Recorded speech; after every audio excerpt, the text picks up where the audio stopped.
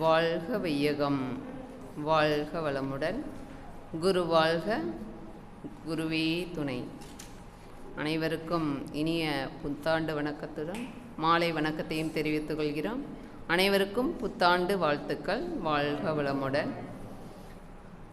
இந்த புத்தாண்டு உங்கள் வாழ்க்கையில் மகிழ்ச்சி, நலம், வெற்றி, அமைதி என்ற அனைத்தையும் நிறைவாக கொண்டு வரட்டும். உழைப்பிற்கு பலன் கிடைக்க, கனவுகள் நனவாக, ஒவ்வொரு நாளும் புன்னகையுடன் மலரட்டும்.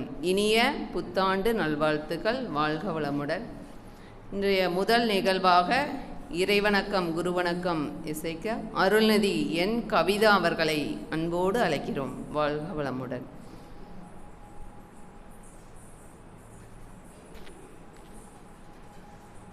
வாழ்க வையகம், வாழ்க வையகம், வாழ்க வளமுடன். குரு வாழ்க, குருவே துணை. இறை வணக்கம்.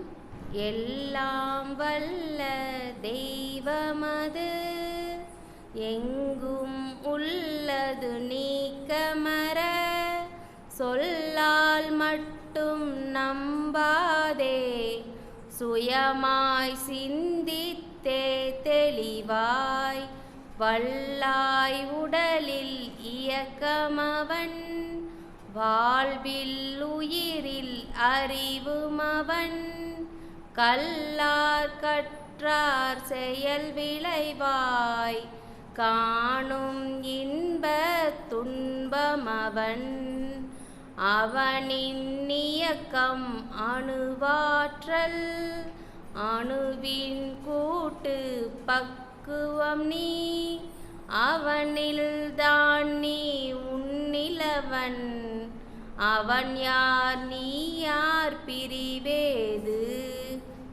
அவனை மறந்தால் நீ சிறியோன், அவனை அறிந்தால் நீ பெரியோன், அவன் நீ ஒன்றாய் அறிந்த இடம், அறிவு முழுமை அது முக்தி, அவன் நீ ஒன்றாய் அறிந்த இடம், அறிவு முழுமை அது முக்தி, அறிவு முழுமை அது முக்தி. குரு வணக்கம். அண்டமதில் உருவெடுத்து அறிவை பெற்று, அவ்வறிவு ஒன்று முதல் ஆறதாகி, கொண்டமெலாம் இவ்வுருவில் குறிப்பில்லாமல் கோடான கோடி எண்ணி அனுபவித்து, கண்டபலன் எனையறிய நினைந்தேன் அப்போ, கருத்துணர்த்தி கனல் மூட்டி கருவாம் ஞான குண்டலினி எனும் மென்மெய் உணர்வு எழுப்பி, குறித்து என்னை அறிவித்த குருவே அன்பே, குறித்து என்னை அறிவித்த குருவே அன்பே, குருவே அன்பே.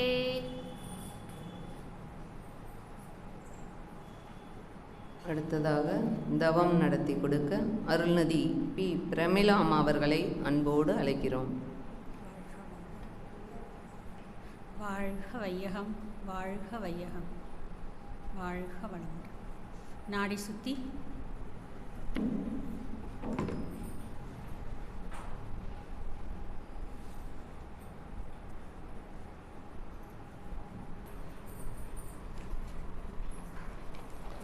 அடுத்த நிகழ்வாக வரவேற்புரை நல்க அவரை அன்போடு வரவேற்கிறோம். அருள்நிதி வி. பிரபு அவர்களை அன்போடு அழைக்கிறோம். வாழ்க வளமுடன். அனைவருக்கும் இனிய புத்தாண்டு நல்வாழ்த்துக்கள். நமக்கு தொகுத்து வழங்கி கொண்டிருக்கின்ற பி. சங்கீதா அம்மா அவர்கள் வாழ்க வளமுடன். அவர்களை பவானி அறிவித்தல் குழுவின் சார்பாக வாழ்க வளமுடன் என வரவேற்கிறோம்.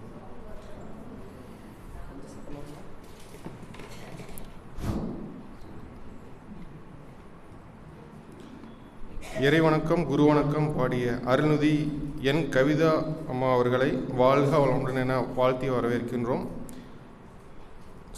தவம் நடத்தி கொடுத்த பிரமிளா அம்மா அவர்களை வாழ்க வளமுடன் என வாழ்த்தி வரவேற்கின்றோம். அடுத்ததாக நமக்கு இன்றைய சிறப்பு கருத்தரங்காக முதல் தலைப்பில் பேசியிருப்பவர் குருவின் மொழி என்ற தலைப்பில் பேசியிருப்பவர் அருள்நிதி எம் ஜெயக்குமார் ஐயா அவர்களை மேடைக்கு வருமாறு வாழ்த்தி வரவேற்கிறோம்.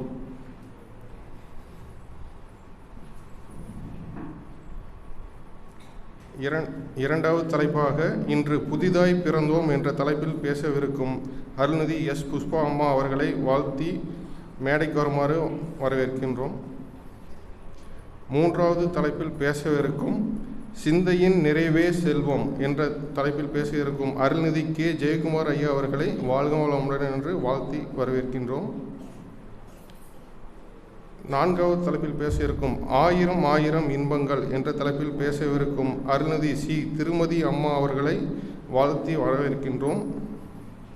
அடுத்து இறுதி தலைப்பாக உலக அமைதி என்ற தலைப்பில் பேசவிருக்கும் எஸ் அஜித்குமார் ஐயா அவர்களை வாழ்க வளமுடன் என்று வாழ்த்தி வரவேற்கின்றோம். இறுதியாக நன்றியுரை வழங்க இருக்கும் பூபாலன் ஐயா அவர்களையும் வாழ்க வளமுடன் என்று வாழ்த்தி பவானி அறிவித்திருக்கோளின் சார்பாக வரவேற்கின்றோம். வாழ்க வளமுடன். வாழ்க வளமுடன் ஐயா. புத்தாண்டு தின சிறப்பு நிகழ்வு பவானி அறிவித்திருக்கோயிலின் சிறப்பு கருத்தரங்கம். 5 பேர் 5 விதமான தலைப்பில் பேச வந்திருக்காங்க. அவங்கள பற்றி ஒரு சிறு அறிமுகம். முதல் தலைப்பில் பேச வரும் அவர் ஜெயக்குமார் அவர்கள். தலைப்பு குருவின் மொழி. அவர் 17 வருடங்களுக்கு மேலாக சிறப்பாக சேவை செய்து வரும் ஜெயக்குமார் அவர்களை அன்போடு வரவேற்கிறோம். வாழ்க வளமுடன் ஐயா. இரண்டாவது தலைப்பில் பேசியிருப்பவர் இன்று புதிதாய் பிறந்தோம் அருள்நிதி எஸ் புஷ்பா அம்மா அவர்கள். மனவளக்கலையில் 2008 to 2009 சர்வீஸ் பண்ணிகிட்ருக்காரு. டிப்ளமோ யோகா, அட்வான்ஸ் டிப்ளமோ, துணை பேராசிரியர், ஸ்கூலு காலேஜு இங்கெல்லாம் தீட்சை கொடுக்க எப்போ கூப்பிட்டாலும் அவைலபிள். அவங்க துணை பேராசிரியர். புதூர் தவமயத்துலேயும் சிறப்பாக பயிற்சியெல்லாம் நடத்திட்டு வராங்க. அவர்களையும் அன்போடு வாழ்க வளமுடன் சொல்லி வரவேற்கிறோம். மூன்றாவது தலைப்பு சிந்தனை நிறைவே செல்வம் அருள்நிதி கே ஜெயக்குமார் அவர்கள். பவானி. படிப்பு SSLC. தொழில் தமிழ்நாடு மின்சார வாரியத்தில் 1991 ஆண்டு உதவி வரைவாளராக பொறுப்பேற்று 2020 ஆண்டில் முதன்மை தலைமை வரைவாளராக ஓய்வு. பணிபுரிந்த இடங்கள் ஈரோடு, ஊராட்சிக்கோட்டை, வெண்டிப்பாளையம், சென்னை, குந்தா, நீலகிரி மாவட்டம். இங்கெல்லாம் அவர் ஒர்க் பண்ணியிருக்காரு. தொடர்ந்து மன்றத்தில் சர்வீஸ் பண்ணிட்டு வர்றாரு. நான்காவது தலைப்பில் ஆயிரம் ஆயிரம் இன்பங்கள் அருள்நிதி சி திருமதி அம்மா அவர்கள். அறங்காவலராக இருக்காங்க. துணை பேராசிரியர். 10 வருடங்களுக்கு மேலாக இதில் அனுபவம் பெற்றவங்க. ஜெயின் டிப்ளமோ முடிச்சிருக்காங்க. சிறப்பாக பெண்கள் வகுப்பு எடுக்கக்கூடியவங்க. டிப்ளமோ வகுப்பு, அகத்தாய்வு, இந்த மாதிரி சிறப்பான வகுப்புகள் எடுப்பாங்க. கூட்டுத்தவம் எல்லாம் இதுவும் இருக்க சிறப்பு வாய்ந்தவங்க. அருள்நிதி திருமதி அம்மா அவர்களையும் அன்போடு அழைக்கிறோம். ஐந்தாவது தலைப்பு உலக அமைதி. நமக்கு என்ன வேணுங்க? உலக அமைதி. லாஸ்ட்டு என்ன தலைப்பில் பேசுகிறதுங்க? உலக அமைதி. அருள்நிதி எஸ் அஜித்குமார் அவர்கள். பவானி. 12 வருடங்களுக்கு மேலாக இதில் அனுபவம் வாய்ந்தவர். சின்ன வயசு இருந்தாலும் எவ்வளோ அனுபவம் வாய்ந்தவர். 2011 அவருடைய 17 வயதிலே கற்றுக்கிட்டார். 2013 முதல் இதை கற்றுக்கிட்டு வர்றாரு. அவர் கட்டிட பொறியாளர். 2018 ஆண்டு துணை பேராசிரியர் மன்றத்தில் இணைந்து கொண்டார். 2021-22 ஆண்டு MA யோகா முடித்தார். மன்ற நிகழ்ச்சிகள் பொதுமக்களுக்கு சேவை சிறப்பாக செய்து வந்தார். தற்சமயம் பேராசிரியர் ட்ரைனிங்காக இருக்கார். அவரையும் வாழ்க வளமுடன் வாழ்த்தி வரவேற்கிறோம். வாழ்க வளமுடன். முதலில் பேச ஜெயக்குமார் ஐயா அவர்களை அன்போடு அழைக்கிறோம். குருவின் மொழி. ஒரு சிறு கவிதை. அறியாமை இருள் அகற்றும் சொல், அன்புடன் வழிகாட்டும் நல் வாழ்வின் விளக்கு குருவின் மொழி. தெய்வம் பேசும் இனிய மொழி குருவின் மொழி என்று கூறி அவரை அன்போடு அழைக்கிறோம். வாழ்க வளமுடன். இந்த மாலை நேர வணக்கத்தையும் அதே மாதிரி இனிய புத்தாண்டு வாழ்த்துக்களும் தெரிவித்துக் கொள்கிறேன். நன்றி. இப்போ டைம் கம்மியாக இருக்கிறதுனால முடிஞ்ச அளவுக்கு என்னுடைய குருவின் மொழியை முடிஞ்ச அளவுக்கு உங்கள்கிட்ட நான் பகிர்ந்துக்கணும்னு நினைக்கிறேன். இந்த கருத்தரங்கத்தில் எனக்கு இப்படி ஒரு வாய்ப்பை உருவாக்கி கொடுத்திய பவானி அருவி திருக்கோயிலுக்கும் இந்த மண்டலசி சார்பாக அனைவருக்கும் நன்றியை தெரிவித்துக் கொள்கிறேன். எல்லோரும் கேட்டாங்க, அது என்ன குருவின் மொழி? குருவின் மொழி அப்படின்னா அது ஒரு உணர்வு. எல்லாருமே குருவின்னாவே அது மௌனம், குருவின் அருள், இந்த மாதிரி தான் எல்லாருமே சொல்லி கேள்விப்பட்டிருக்கோம். குருவின் அருள்னா எந்த அளவுக்கு குரு சொல்லி கொடுத்ததை நம்ம தொடர்ந்து அந்த பாதையில் போயிருக்கோம் அப்படிங்கிறத பொறுத்து தான் இருக்குது.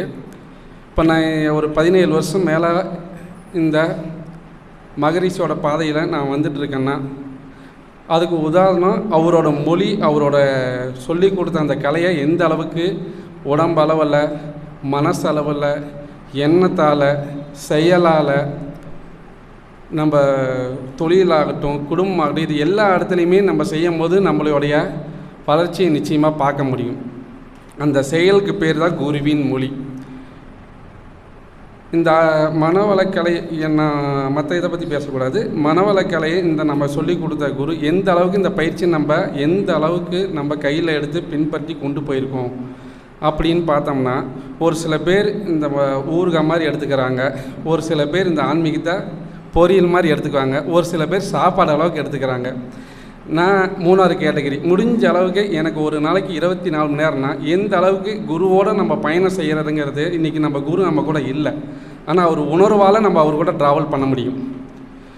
மகரிஷி கிட்ட எனக்கு ரொம்ப ரொம்ப பிடிச்ச ஒரு பெரிய 3 விஷயம் எனக்கு ரொம்ப பிடிக்கும். அதனால் அந்த மாதிரி அந்த விஷயத்தை நான் பின்பற்றனால எனக்கு எவ்வளவோ வாழ்க்கையில் ஒரு முன்னேற்றமாகட்டும், எவ்வளோ பெரிய துயரமாகட்டும், எல்லாத்துலேயுமே நான் மீண்டு வந்ததுக்கு காரணம் இந்த மனவளக்கலை பயிற்சி மட்டும்தான். அதுக்கு காரணம் குருவின் மொழி, அதை பின்பற்றினால்தான். முதல்ல குரு இறைவன் கடவுள் ஏதுன்னு தெளிவாக சொன்னது எனக்கு தெரிஞ்சு ஒரு குருனா அது மகரிஷி தான், சுத்த வெளி தான். அதுக்கு உண்டான குருவின் மொழியாக நான் எடுத்துக்கிட்டேன். 2வது செயலுக்கு உண்டான விளைவு. ஒரு செயலை செஞ்சு போட்டு ஒரு பரிகாரம் பண்ணால் சரியாகுமானா கண்டிப்பாக சரியாகாது.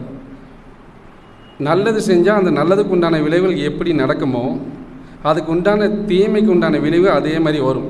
இப்போ நான் தீமை செஞ்சு போட்டு நல்லது செஞ்சு தான் இந்த கெட்டதுக்கு விளைவுகள் வராமலாம் இருக்காது. நிச்சயமாக நான் அதுவும் அனுபவிச்சாகணும், இதையும் அனுபவிச்சாகணும். அந்த செயலுக்கு உண்டான விளைவை தத்துவத்தை அவ்வளோ துல்லியமாக புரிய வச்சது மகரிஷி. அதுதான் குருவின் மொழி. அதுக்கப்புறமா இப்போ நம்ம ஒரு செயல் செய்கிறோம். இந்த செயலுக்கு உண்டான பார்த்திங்கன்னா மகரிஷி சொல்லுவார், 2 இடத்துல முக்கியமாக பதிவாகும் அப்படின்னு எனக்கு உணர்ந்ததான் நான் சொல்கிறேன். இப்போ நான் ஒரு செயல் செஞ்சிட்டேன், ஒரு தப்பை செஞ்சிட்டேன். அந்த தப்பு பார்த்திங்கன்னா யாருக்கும் தெரியாது. அந்த தப்பு செஞ்சது யாருக்குமே எந்த மனிதருக்கும் தெரியாது. ஆனால் எனக்கு தெரியும், எனக்குள்ளே அதுக்கு உண்டான ரெக்கார்டு இருக்குது. அதே மாதிரி பிரபஞ்சத்துலேயும் அந்த ரெக்கார்டு இருக்குது. ஓகேங்களா? அந்த மாதிரி நல்லது செஞ்சாலும் கெட்டது செஞ்சாலும் ரெக்கார்டு எப்படி இருக்குதோ, ஆனால் மகரிஷி சொல்கிறாரு இந்த பிரபஞ்சத்தில் இருக்கிற நல்லதோ கெட்டதோ எல்லாமே வான்காந்தத்தில் கலந்துருக்குது. அதுவும் ஒரு குருவின் மொழி தான். அப்போ நம்ம அதை இப்போ நான் ஒரு தொழில் ரீதியாக ஒரு பிரச்சனை எனக்கு இருக்குது, ஒரு ஃபால்ட்டை நான் கண்டுபிடிக்கணும், ஒரு சிக்கலான ஒரு சூழ்நிலை இருக்குது, அதை நான் எப்படி கையாளணும் அப்படின்னா குரு சொல்லி கொடுத்த இந்த பயிற்சி மூலிமா நீங்கள் மெடிடேஷன் பண்ணும்போது அதோட அலை இயக்கத்தில் நம்ம ட்ராவல் பண்ணும்போது அது நம்மளால் ஈஸியாக எடுக்க முடியும். நிச்சயமாக அதுக்கு பதில் கிடைக்கும். ஆனால் அவங்கவுங்க செஞ்ச செயலுக்கு பிரபஞ்சத்தில் எல்லாத்துக்கும் ஒரு ரெக்கார்டு இருக்குது, ஒரு அலை இயக்க தத்துவம் இருக்குது. இப்போ நான் செய்ய முடியாத யாரோ ஒருத்தர் செஞ்சுருப்பார், ஆனால் அவருக்குள்ளே நான் எங்கேயும் தேடி எடுக்க முடியாது. ஆனால் பிரபஞ்சத்தில் ரெக்கார்டு இருக்குது. நம்ம மெடிடேஷன் மூலிமா உடம்பளவில், மனசளவில் அதோடு நம்ம ட்ராவல் பண்ணும்போது என்ன ஆகும் கேட்டிங்கன்னா அதுக்கு உண்டான உங்கள் ரிசீவு உங்களுக்குள்ளே நிச்சயமாக வரும். மகரிஷி அதுதான் சொல்லுவார். இங்கே இருக்கிற எல்லாமே அந்தந்த அலை இயக்கத்தில் இன்றைக்கி திருவள்ளுவர் அகரமுதல் எழுத்தெல்லாம் அந்த ஒரு திருக்குறளை எந்த மனநிலையில் எழுதியிருப்பாருன்னு பார்த்தீங்கன்னா அந்த மனநிலைக்கு இன்றைக்கி நம்மளால் போக முடியும். ஆனால் நம்ம எந்த அளவுக்கு நம்ம அவரோட ட்ராவல் பண்ணணுங்கிற இங்கே ரிசல்ட் இருக்குல்ல. நானும் இன்றைக்கி மன்றத்துக்கு வந்தேன், நானும் பயிற்சி எடுத்தேன், நானும் சாமிஜிக்கிட்டே பயிற்சி எடுத்தேன் அப்படிங்கிறது பதில் இல்லை. அவர் சொன்னதை எந்த அளவுக்கு நம்ம உள்ளே வாங்கியிருக்கோம், அவர் கூட நம்ம எவ்வளோ தூரம் ட்ராவல் பண்ணியிருக்கோம். என்னோடய அனுபவத்தில் இருந்து நான் ஒன்று சொன்னேன்னா உங்களுக்கு என்றைக்கெல்லாம் ஒருத்தன் யார் ஒரு மனவளக்கலையில் ஒரு தீட்சை வாங்கி ஒரு குரு மூலிமா அந்த தீட்சை வாங்கி உங்களுக்குள்ள அப்டேட் பண்ண அப்புறம் ஒவ்வொரு நாளும் நீங்கள் பயிற்சி செய்ய செய்ய நிச்சயமாக உங்கள் வாழ்க்கையில் மாற்றம் வரும். தொடர்ந்து ஒரு 12 வருஷத்தில் ஒருத்தர் பொருளாதாரத்துலேயும் சரி, ஒரு உடம்போட ஆரோக்கியத்துலேயும் சரி, குடும்ப அமைதியிலையும் சரி, தொழில் ரீதி எதுலேயுமே ஒருத்தர் சரியாக வளரலினா அதுக்கு காரணம் பயிற்சி அல்ல, அந்த மனிதனோட செயல் மட்டுமே தான் இந்த இடத்துல காரணமாக நான் சொல்ல முடியும். அதே மாதிரி ஒரு குருவுக்கு சீடனுக்கு உள்ள உறவு எப்படின்னு கேட்டிங்கன்னா, ஒரு புராண கதையை சொன்னால் இங்கே எல்லாத்துக்கும் கொஞ்சம் புரியும்னு நினைக்கிறேன். ஒரு குரு வந்து ஒரு குருகுல கல்வியில் எல்லாத்துக்கும் எல்லா சீடனும் உட்கார வச்சு ஒரு கிளாஸ் எடுத்துகிட்டு இருக்கிறாரு. அப்போ அந்த இடத்துல அவர் வந்து ஒரு சீடனை கூப்பிட்டு உட்கார வச்சு அவர் அந்த குருவோட ரொம்ப நெருங்கிய எல்லா நேரத்திலும் அந்த குருவுக்கோசரமே எந்நேரம் இரவும் பகலும் பார்க்காம அந்த குருவை ஒவ்வொரு நிமிஷம் அந்த குரு என்ன செய்கிறாரு, என்ன பண்ணுறாரு, இந்த விஷயம் எதுக்கோசரம் சொல்லியிருக்காருன்னு ஒவ்வொரு நிமிஷம் அந்த குரு மேலேயே அவன் அந்த மனநிலை செலுத்தி செலுத்தி செலுத்தி செலுத்தி என்னாச்சுன்னா, இந்த குரு வந்து அந்த சீடனை பக்கத்தில் உட்கார வச்சு கடவுளை பற்றி இவர் கிளாஸ் எடுத்துகிட்டு இருக்காரு. கிருஷ்ணர் அப்படி பாடுறாருப்பா, கிருஷ்ணர் இப்படி பேசுகிறாருப்பா, கிருஷ்ணர் சிரிக்கிறாருப்பா, அப்படியே அவர் சொல்ல சொல்ல சொல்ல சொல்ல என்னன்னா அந்த குரு வந்து சமாதி நிலைக்கு போயிடுறாரு. அந்த சமாதி நிலைக்கு போன அடுத்த செகண்ட் என்ன ஆகுதுன்னு பார்த்தீங்கன்னா, இந்த குரு வந்து பார்த்தீங்கன்னா இறைபக்தியோடு கலந்துட்டார். நல்லா புரிஞ்சுக்குங்க, இந்த குரு இறைவனோட லிங்க் ஆகி கலந்துக்கிட்டார். ஓகேங்களா? இவர் கூட கலந்து வந்த அந்த சீடனோட நிலையை பாருங்கள். இவர் அதை சொல்ல சொல்ல குரு பேசுகிறாரு, அந்த குரு பேசுகிறது சிரிக்கிறது அது சொல்ல சொல்ல என்ன ஆக அவர் அப்படியே சுத்தவெளியோட அந்த உயிர்கலப்போட அந்த இறைநிலையோடு கலந்து சமாதி நிலைக்கு அந்த குரு போன அடுத்த செகண்டே இந்த சீடனும் அதோடு கலந்துட்டான். அந்த குருவோட உயிர் கலந்த அடுத்த செகண்டே ஒரு 2 நாள் 3 நாள் 4 நாள் ஆகி அப்புறமா அந்த குரு அந்த சமாதியிலேருந்து மெதுவாக வெளியே வர வர வர வர இந்த இவரும் நல்லா புரிஞ்சுங்க, இந்த குரு அப்படியே மெதுவாக லேசாக கண் திறக்க இந்த சூடும் இந்த கூட இந்த சீடனும் அடுத்த செகண்டே அப்படியே மெதுவாக கண்ணை திறக்கிறான். அந்த ஒரு நொடி அந்த குரு எந்த நிலையில் போனதோ அதே நிலையில் இந்த சீடனும் போக முடியும். ஆனால் ஒரே ஒரு காரணம் என்ன தெரியுங்களா? அவன் இறைவனை பிடிக்கல, குருவை மட்டும்தான் பிடிச்சா. அதுதான் குருவின் மொழி. புரிஞ்சுதுங்களா? இன்றைக்கும் மகாபாரதத்தில் இன்றைக்கி எவ்வளோ பெரிய வீரன்களை நம்ம சொல்கிறோம், கர்ணரை சொல்கிறோம், அர்ஜுனர் சொல்கிறோம், எவ்வளோ சொல்கிறோம். ஆனால் உண்மையாலுமே என்னோடய வாழ்க்கையில் நான் ஒரு அனுபவத்தை சொல்லணுன்னா அதில் இருக்கிற மிகப்பெரிய வீரன் யாருன்னு கேட்டிங்கன்னா நம்ம ஒரு சாதாரண குடும்பத்தில் பிறந்த அவர் பேர் எனக்கு சரியாக இப்போ ஞாபகம் இல்லை. அவர் வந்து பார்த்திங்கன்னா ஒரு வேடனோட பையன். அவர் வந்து பார்த்திங்கன்னா குருவை எங்கேயுமே அவர் பார்க்கல. ஆனால் அந்த குருவோட பேரை மட்டும் கேட்டுக்கிட்டு தொடர்ந்து அந்த பயிற்சியில் செஞ்சு அந்த குருவே இல்லாத நேரத்தில் அவர் பயிற்சி தானாக கற்றுக்கிட்டு அந்த குரு எங்கே இருந்தாலும் அந்த குரு மேலே குருவை பற்றி செலுத்தி செலுத்தி செலுத்தி அவர் பேர் ஏகலைவன்.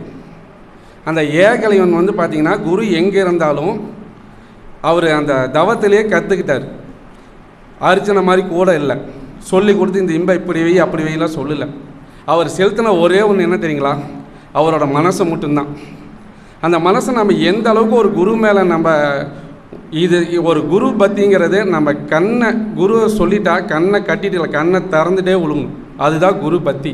நீங்கள் உண்மையாலுமே சொல்கிறேன், உங்களுக்கு கஷ்டம் வர வர வர வர இன்றைக்கி நான் சொல்கிறேங்க, என் சொந்த அனுபவம். மனவளக்கலை பயிற்சி நீங்கள் அதிகம் கஷ்டம் வர வர நீங்கள் உட்காந்து செய்யுங்க. நிச்சயமாக அதுக்கு உண்டான வழி இந்த பிரபஞ்சத்தில் ஏதோ ஒரு ரூபத்தில் உங்களுக்கு வந்து நின்று பாதையே இல்லாத இடத்துலையும் நிச்சயமாக பாதை உருவாகும்.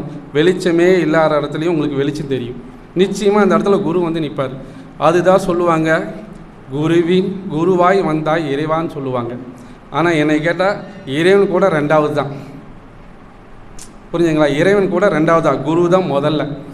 புரிஞ்சுங்களா? இன்றைக்கும் அந்த ஏகலைவன் அந்த குரு கிட்ட அந்த வித்தையை காட்டும் போது அவர் இந்த இருக்கல எல்லாத்தோட டேலண்ட்டும் அந்த குருவுக்கு நிச்சயமாக தெரியும். அதனால தான் குரு காணிக்கா வந்து கெட்ட வரல வாங்கினார். கடைசி அந்த உயிர் பிரியும் போது கூட என் குருவை எனக்கு கடைசி நேரத்தை என்னால் காப்பாற்ற முடியலன்னு சொல்லி அழுத குரு இந்த சீடன், தெரியுங்களா? அந்த மாதிரி இன்றைக்கும் நமக்கு கிடைச்ச குரு. இன்றைக்கி குரு இல்லை, ஆனால் உணர்வால் இன்றைக்கி எல்லோரும் நம்ம இன்றைக்கி இருக்கிறோம். இன்றைக்கி நம்ம தீட்சை கொடுக்கும்போது கூட ஆக்னி கொடுக்கும்போது என்ன சொல்கிறோம்? அந்த இடத்துல அந்த உணர்வை தான் கவனிக்க சொல்கிறோம். அந்த உணர்வோடு நீங்கள் எந்த அளவுக்கு ட்ராவல் பண்ணி அதோட உயிர் கலப்பு ஆக என்ன ஆகுனா உங்களுக்கு உண்டான தேவையான விஷயங்கள் நிச்சயமாக வெளிச்சம் பிறக்கும். இன்றைக்கி இந்த 18 வருஷம் மேலே இந்த எனக்கு அந்த பயிற்சி எடுத்தப்போ நம்ம ஒரு டைம் மன்றத்துக்கு பவானி மன்றத்துக்கு ஒரு டைம் வரும்போது நம்ம ஒரு அம்மா கிளாஸ் எடுத்துகிட்டு இருந்தாங்க. அந்த அம்மா கிளாஸ் எடுத்துருக்கும்போது அப்போ தான் நான் உலக என்ட்ரி ஆகிறேன். அப்போ நம்ம மலரம்மா தான் அந்த கிளாஸ் எடுத்துட்டாங்க. அப்போ அவங்க சொன்னாங்க, தவம் பண்ணால் உங்களுக்கு கஷ்டம் தீரும்னு யார் சொன்னது? தவம் பண்ணால் கஷ்டம் தீராது, கஷ்டம்தான் நிச்சயமாக வரும். ஒரு வீடை நம்ம போய் குடியே போகிறோம்னா புது வீடாக இருந்தாலும் பழைய வீடு இருந்தாலும் நம்ம சுத்தம் பண்ணி எப்படி போகிறோமோ உங்கள் உடம்பையும் உங்கள் மனசையும் உங்கள் ஆன்மாவையும் சரி பண்ணாமல் உங்கள் குருவோட உயிர் கலப்பு அந்த இடத்துல நிலையாக இருந்தால் தான் தெய்வமே அந்த இடத்துல வரும். நம்ம இன்றைக்கி எவ்வளோ விஷயம் தெரிஞ்சுக்கலாம், எவ்வளோ விஷயம் பேசலாம். ஆனால் எந்த அளவுக்கு அந்த குருவோட இதை நம்ம செய்யலாம். உங்களுக்கு ஒரு துன்பம் நீங்கள் காரணமே இல்லாமல் ஒன்று நடந்துருச்சுன்னா அந்த இடத்த இறைவன் உங்களுக்கு வைக்கிற செக்கு. நான் காரணமே இல்லாமல் என்னை ஒருத்தர் ஒரு 4 லட்சம் 5 லட்சம் 10 லட்சம் அதை ஏமாற்றிட்டு போயிட்டான், அதுக்கு நான் பொறுப்பு இல்லை. ஆனால் இருந்தாலும் அந்தளவுக்கு கருவியாக நீங்கள் நின்னீங்கன்னா அதை நீங்கள் ஏற்றுக்கிட்டு தான் ஆகணும். அதுதான் அது குருவோட மொழி. என்னை இறைவன் காரணம் இந்த இடத்த நிற்க வச்சிருக்க மாட்டேன், என்னால் உயிர் கூட போகட்டும், ஆனால் இந்த தர்மத்தை விட்டு நான் நவர மாட்டேன்னு ஒருத்தன் எவன் நின்று அது கரெக்டாக அந்த இடத்துல பயிற்சி மட்டும் நீங்கள் செஞ்சுட்டே வாங்க. நிச்சயமாக அந்த பாதை உங்களுக்கு போய் சேர இடம் நீங்கள் எதிர்பார்க்குற விட மிக சிறப்பாக தான் இருக்கும். ஆனால் இந்த காலகட்டத்திலையும் இன்றைக்கும் அந்த நிலைக்கு குருவெல்லாம் பார்க்கலாம். இன்றைக்கி மகான்கள் பல பேர், பல ஞானிகள், நிறைய பேர் ஒவ்வொருத்தரோட அனுபவம் பார்த்திங்கன்னா ஒரு சில மகான்கள் ஞானிகள் ரிஷிகள்லாம் அன்புமயமாக இருந்து வந்தவங்க. அவங்களாம் யாரும் கேட்டிங்கன்னா இயேசுநாதர், வள்ளலார், இவங்கெல்லாம் பார்த்திங்கன்னா இந்த அன்புமயமாகவே அவங்களாம் பார்த்திங்கன்னா அந்த ஒரு கேட்டகரியில் எப்போ பார்த்தாலும் எவ்வளோ கஷ்டத்துலேயும் அன்பால் மட்டும் தான் பேசுவாங்க, அன்பால் மட்டும் தான் நடப்பாங்க. அதை தவறி வேறு எந்த இடத்துலையும் அந்த மெஷர்மெண்ட்டே மாறாது அவங்களோட இதெல்லாம். ரிஷிகள் யோகிகள்லாம் பார்த்திங்கன்னா நம்ம மகரிஷி இவங்களாம் அயராறு விழிப்பு நிலையோடு இருப்பாங்க. இன்றைக்கி நமக்குலாம் அதை சொல்லி கொடுத்தா அந்த விழிப்பு நிலை தான். இன்றைக்கி விழிப்பு நிலை இல்லாதனால தான் எவ்வளவோ தப்பு நடக்குது. ஒருத்தர் கொடுக்குற கஷ்டம் தான் திரும்பி நமக்கு வருங்க. அந்த நாலேஜ் கொஞ்சம் கூட தெரியாமையே நமக்கு நிறைய பேர் போய் சிக்கிக்கிறோம். அப்போ அந்த நாலேஜுக்கு விழிப்பு நிலை தான் இன்றைக்கி இந்த காலகட்டத்துக்கு இந்த 18 சித்தராகட்டும், ஞானிகள், ரசங்க, எத்தனை மகானுமே சொல்லி கொடுத்த ஒரே பதில் என்ன? விழிப்பு நிலை. இருக்கலையே ஆனந்தமாக சந்தோஷமாக இருந்துட்டு போன ஒரு மகான் கடவுள் யாருன்னு கேட்டிங்கன்னா கிருஷ்ணர் தான். அவர் பார்த்திங்கன்னா எந்த கஷ்டத்துலையும் எவ்வளோ சந்தோஷத்துலையும் சிரிச்சுட்டு ஆனந்தமாக அந்த விஷயத்தை அப்படியே கையாளுட்டு போவார். காரணம் என்னென்னா அவங்களோட மனநிலை அந்த கேட்டகரியில் இருந்திருக்கு. இதுக்கு எல்லாத்துக்கும் ஒரே விஷயமும் சொல்லக்கூடியது நம்ம மனசு. அந்த மனசில் நீங்கள் பாசிட்டிவாக போகிறது நெகட்டிவாக போகிறது அதோட ட்ராவல் பண்ணுறது நம்மளோட மனநிலை தான். இங்கே வெளியே இருக்கிறது எதுவுமே நீங்கள் எதாக இருந்தாலும் குப்பையை உள்ளார போட்டுக்கிறது வெளியே தர்றது நம்மளோட இது தான். இந்த காலகட்டத்தில் இந்த நேரத்தில் நீங்கள் ஒரு குருவோட உயிர்கலப்பு கடந்து இதோட நம்ம ட்ராவல் பண்ணலாம். நம்ம முன்னோர்கள் செஞ்ச புண்ணியமாக என்னால் கடவுள் போதே தெரியும். ஆனால் ஒரு குரு போட்ட பிச்சனை என்னால் நிச்சயமாக இந்த இடத்துல நான் சொல்ல முடியும். அப்படி இல்லைன்னா இன்றைக்கி இத்தனை பேர்லாம் இந்த இடத்துல நம்ம உட்காந்து இந்த விஷயத்தை நம்ம கேட்கணுங்கிறதுலாம் இருக்காது. இன்றைக்கி இத்தனை மகான்களை பற்றி நான் பேசினா அவங்களோட உயிர் கலப்போ இந்த இடத்துல வராமலாம் யாரோட வார்த்தையும் நமக்கு இங்கே வராது. அப்படி இல்லைன்னா இன்றைக்கி இந்த இடத்துல இத்தனை பேர் ட்ராவல் பண்ணவும் முடியாது. இன்றைக்கும் இந்த அளவுக்கு இந்த குரு இல்லாமல் இந்த மனவளக்கலை இந்த அளவுக்கு உலகம் முழுவதும் ஒரு செல்லுதுன்னா அவருக்கு போட்டு போன அந்த உணர்வு தான், அந்த பயிற்சி தான், அந்த ஒரு அலையக்கம் தான். இல்லைன்னா அந்த அலையக்க உணர்வு இல்லைன்னா இந்த அளவுக்கு இத்தனை ஆயிரம் பேர் கண்டிப்பாக இல்லை ட்ராவல் பண்ணுறதுக்கு வாய்ப்பே இல்லைங்க. புரிஞ்சுங்களா? இதை விட பெஸ்ட்டு என்ன? இதை விட என்ன பெஸ்ட்டு? இதை விட பெஸ்ட்டு. இதில் நீ பெஸ்ட்டாக அடுத்தவனை தானாக தேடி இயற்கையாக குருவே கூட்டிகிட்டு போவார். இதில் நம்ம முதல் ஆக்னிதவத்தை தான் நல்லா உணர்ந்து அடுத்த கட்டத்துக்கு வாங்க, அப்புறம் துரியத்துக்கு வாங்க. பேசிக்காக அடுத்தடுத்த பயிற்சிக்கு நம்ம போக போக என்ன ஆகுன்னு கேட்டிங்கன்னா நமக்கு கிடைச்ச ஒரு வாய்ப்பை, நமக்கு கிடைச்ச இது எந்த அளவுக்கு நம்ம உள்ளார அப்டேட் பண்ண தான் நம்மளால் வர முடியும். அதுதான் குருவின் மொழி. அது மட்டும் இல்லாமல் இந்த காலகட்ட சூழ்நிலைக்கு நமக்கு இவ்வளோ தூரம் ட்ராவல் பண்ணுறதுக்கு நமக்கு கிடைச்ச ஒரு வாய்ப்பு மனவளக்கலை. அதை எந்த அளவுக்கு நம்மலாம் பின்பற்றி கொண்டு போகிறோங்கிற பொறுத்து தான் நம்ம வாழ்க்கையில் குருக்கு சொல்கிற நம்மளோட மொழியாக இருக்கும், ஒரு சீடனோட முழுமையான மொழியாக இருக்கும். அதனால் இந்த வாய்ப்பை கொடுத்ததுக்கு டைம் ஆயிடுச்சாப்பா? ஓகே, அதை அவங்க கூப்பிட்டு சொன்னாங்க, நானும் டைம் பார்க்கல, அதனால தான். ஓகே, அதான் இந்த காலகட்டத்தில் சப்போஸ் ஒரு நம்மளால் முடிஞ்ச ஒரு குருவோட உயிர்கலப்பு கிடச்சது மட்டும் இல்லாமல் இதோடு சேர்ந்து ஒரு மீன் பிடிக்கிறத ஒரு தூண்டி போகிறக்கும் ஒரு மீன் வலையாக விரிக்கிறக்கும் எப்படி நம்ம யூஸ் பண்ணுறோமோ மனசை அந்த மாதிரி நம்ம நிறையா நல்ல விஷயத்தை நமக்குள்ளே நிறையா விஷயத்தை சேர்த்திக்கணும். இப்போ நார்மலாக வந்து பார்த்திங்கன்னா இன்றைக்கி கிடச்ச இந்த 24 மணி நேரத்தில் 4 மணி நேரம் எனக்கோசரம் ஒதுக்குனா மீதி இருக்கிற 20 மணி நேரம் என் வாழ்க்கை சொர்க்கமாக தான் இருக்கும். அந்த நேரத்தை நம்ம எந்த அளவுக்கு அந்த 4 மணி நேரம் அந்த குருவோட கலக்கிற அந்த உயிர் கலப்பு இருக்குது பார்த்தீங்களா. டெய்லி நீங்கள் காலையில் பண்ணுற அந்த எக்ஸசைஸ் ஆகட்டும், காலையில் பண்ணுற மெடிடேஷன் ஆகட்டும், கடைக்கு என் தொழிலுக்கு வர ஆகட்டும், பார்க்குற நண்பர்களாகட்டும், எதிரிகளாகட்டும், எல்லாத்தையும் நம்ம எந்த அளவுக்கு வாழ்த்துறோமோ அப்போ தான் நம்மளால் வளர முடியும், இந்த ஆன்மீகத்தில் அடுத்த கட்டத்துக்கு போக முடியும். ஆனால் நம்ம போகிறத விட்டு போட்டு கற்றுக்கிட்ட பயிற்சியை நானும் போய் எடுத்துக்கிட்டேன். இது எப்படி சொல்லணும்னா சுடுகாட்டு வைராகியம் தான் சொல்லுவாங்க. ஒருத்தன் நல்லா வாழ்ந்து செத்து இருக்கலே ஒரு பெரிய கோடீஸ்வரன் நல்லா சூப்பராக வாழ்ந்துருப்பான், எல்லாம் பண்ணியிருப்பான். ஆனால் அவன் போய் வந்து பார்த்திங்கன்னா மயாந்தெல்லாம் அல்பாயசில் போயிருப்பான். என்ன சொத்து என்ன பிரயோஜனம், அல்பாயசில் போயிட்டான். இருக்கிற கொடுத்துருக்க அனுபவிக்க கொடுத்துருக்கல. ஆனால் இருந்தாலும் இவனை மாதிரி இனிமேல் நம்ம வாழக்கூடாது. நம்ம இனிமேல் உடம்பு அளவில் மனசளவில் நல்லா வாழணும், உடம்பு ஆரோக்கியமாக இருக்கணும். அப்படிலாம் எண்ணத்தோட சுடுகாட்டில் நினைப்பான். ஆனால் வீட்டில் போய் குளிக்கும் போது அதோடு அப்படியே போயிடும். அவ்வளோதான், அந்த குளிச்சு அடுத்த செகண்டே அவனுக்கு போயிடும். அதுதான் சுடுகாட்டு வைராகியம். ஒரு மனிதன், ஒரு குடிகாரனுக்கு இருக்கிற வைராகியம் கூட நிறைய பேருக்கு, இப்போ ஒரு குடிகாரன் கூட எடுத்துட்டிங்கன்னா அவன் அழிஞ்சு போகிறது நிறைய விஷயம் அவனுக்கே தெரியும். தண்ணி போட்டால் உடம்பளவில் மனசளவு எல்லாம் அழிஞ்சு போய் நடு தெருக்கம் வருவான். ஆனால் ஒரு மனவளக்கலை நம்ம பயிற்சி எடுத்து எந்த அளவுக்கு வைராகியம் நம்ம அந்த பாதையில் போகிறோங்கிறது நிறைய பேருக்கு ஒரு தடுமாற்றமாகவும் இன்றைக்கி இருக்குது.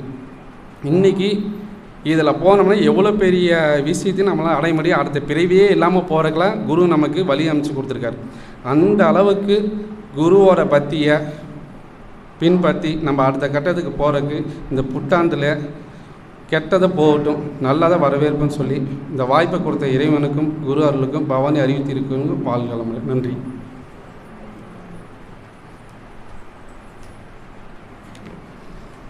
வாழ்க வளமுடனுங்க ஐயா. குருவை கெட்டியாக பிடிச்சதுனால தான் அவரோட மொழியை நல்லா உள்வாங்கிட்டார். அவர் எந்த நிலையில் உணர்ந்தார் குருவின் மொழி, சுத்த வெளியில் உணர்ந்தாருங்கிறத அவர் உணர்ந்து நமக்கு குருவின் மொழியை பற்றி தெளிவான ஒரு விளக்கங்க ஐயா. நன்றி. வாழ்க வளமுடன். அடுத்த தலைப்பு, இன்று புதிதாய் பிறந்தோம். அருள்நிதி எஸ். புஷ்பா, பவானி. இன்று புதிதாய் பிறந்தோம், இன்று புதிதாய் பிறந்தோம், நேற்றின் சுமைகளை இறக்கினோம், தோல்வி கற்ற பாடமாய் மாற நம்பிக்கை நெஞ்சில் விதைத்தோம், காலம் கசந்த காயங்களை துடைத்து கனவுகளுக்கு உயிர் கொடுத்தோம், வீழ்ந்த இடத்திலே எடுத்து வெற்றி பாதை தேடினோம், இன்று தொடக்கம் நாளை சாதனை, வாழ்க்கை நம் கையில், புதிய விடியல் அழைக்கிறது, புன்னகையுடன் நாம் நடப்போம். வாழ்க வளமுடன். புன்னகையுடன் பேச எஸ். புஷ்பா அவர்களை வாழ்க வளமுடன் என்று வாழ்த்தி வரவேற்கிறோம். வாழ்க வையகம், வாழ்க வையகம், வாழ்க வளமுடன். குரு வாழ்க, குருவே துணை.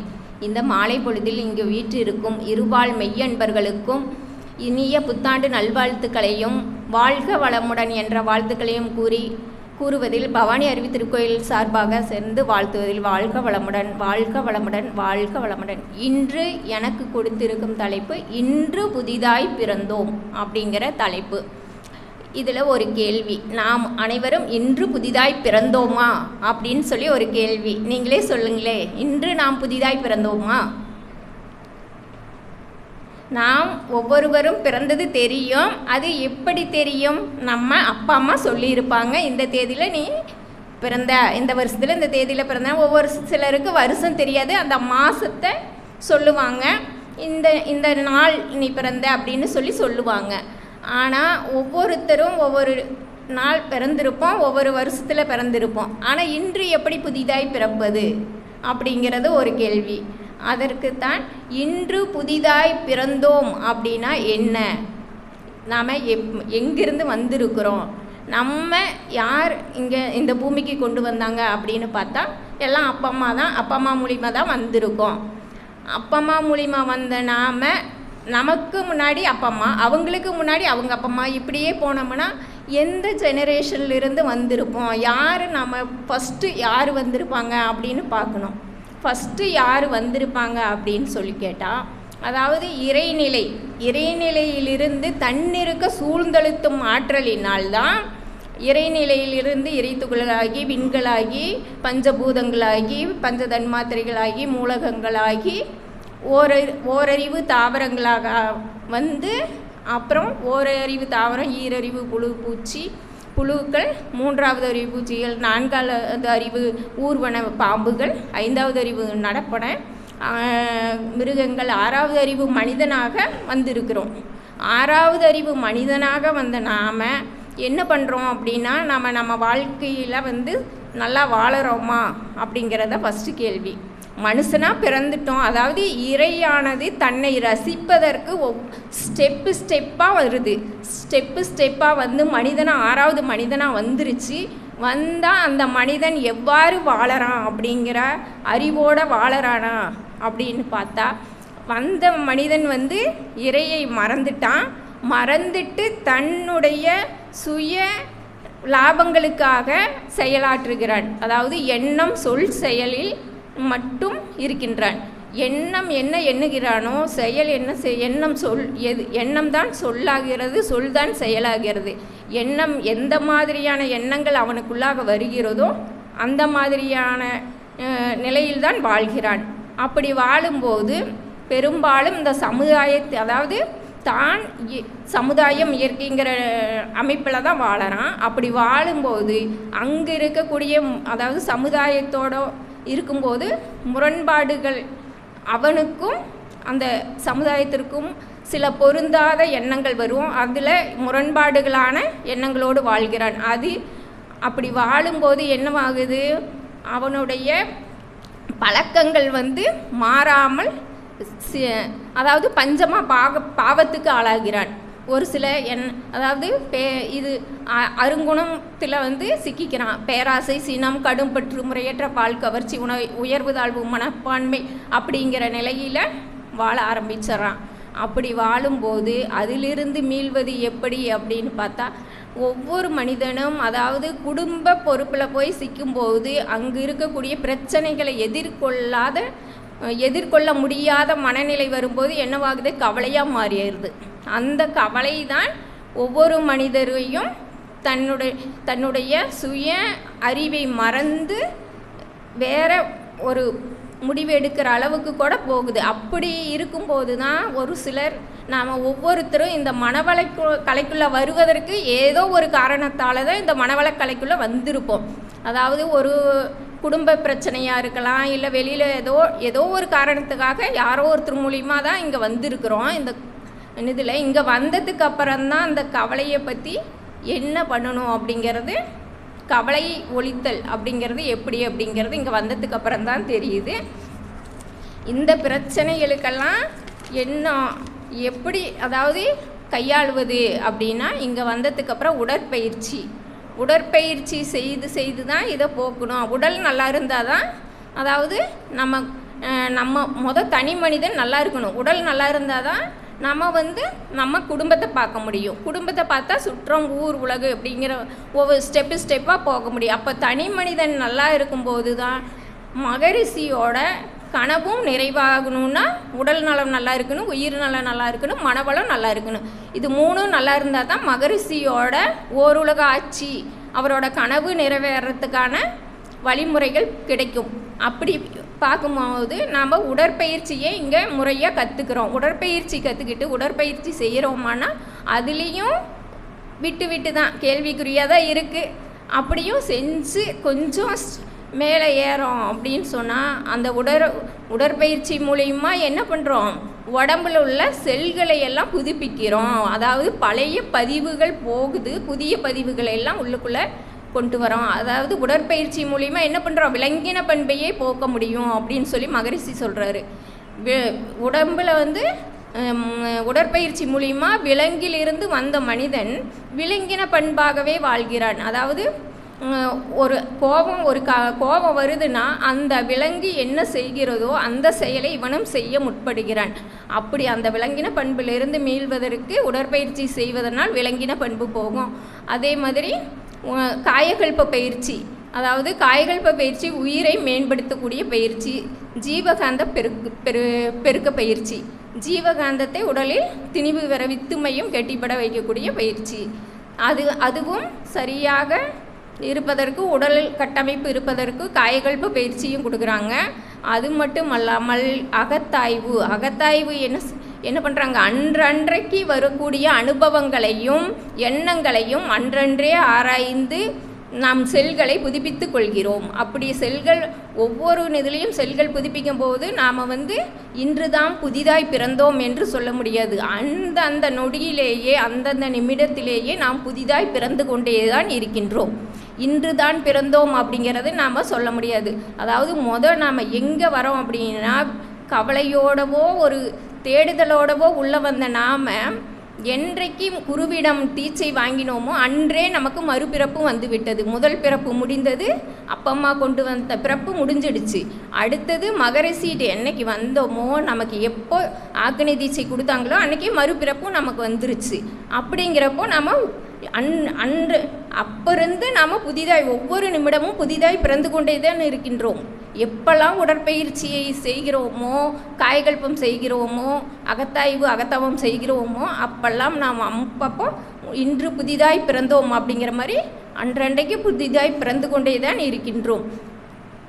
அது மட்டுமல்லாமல்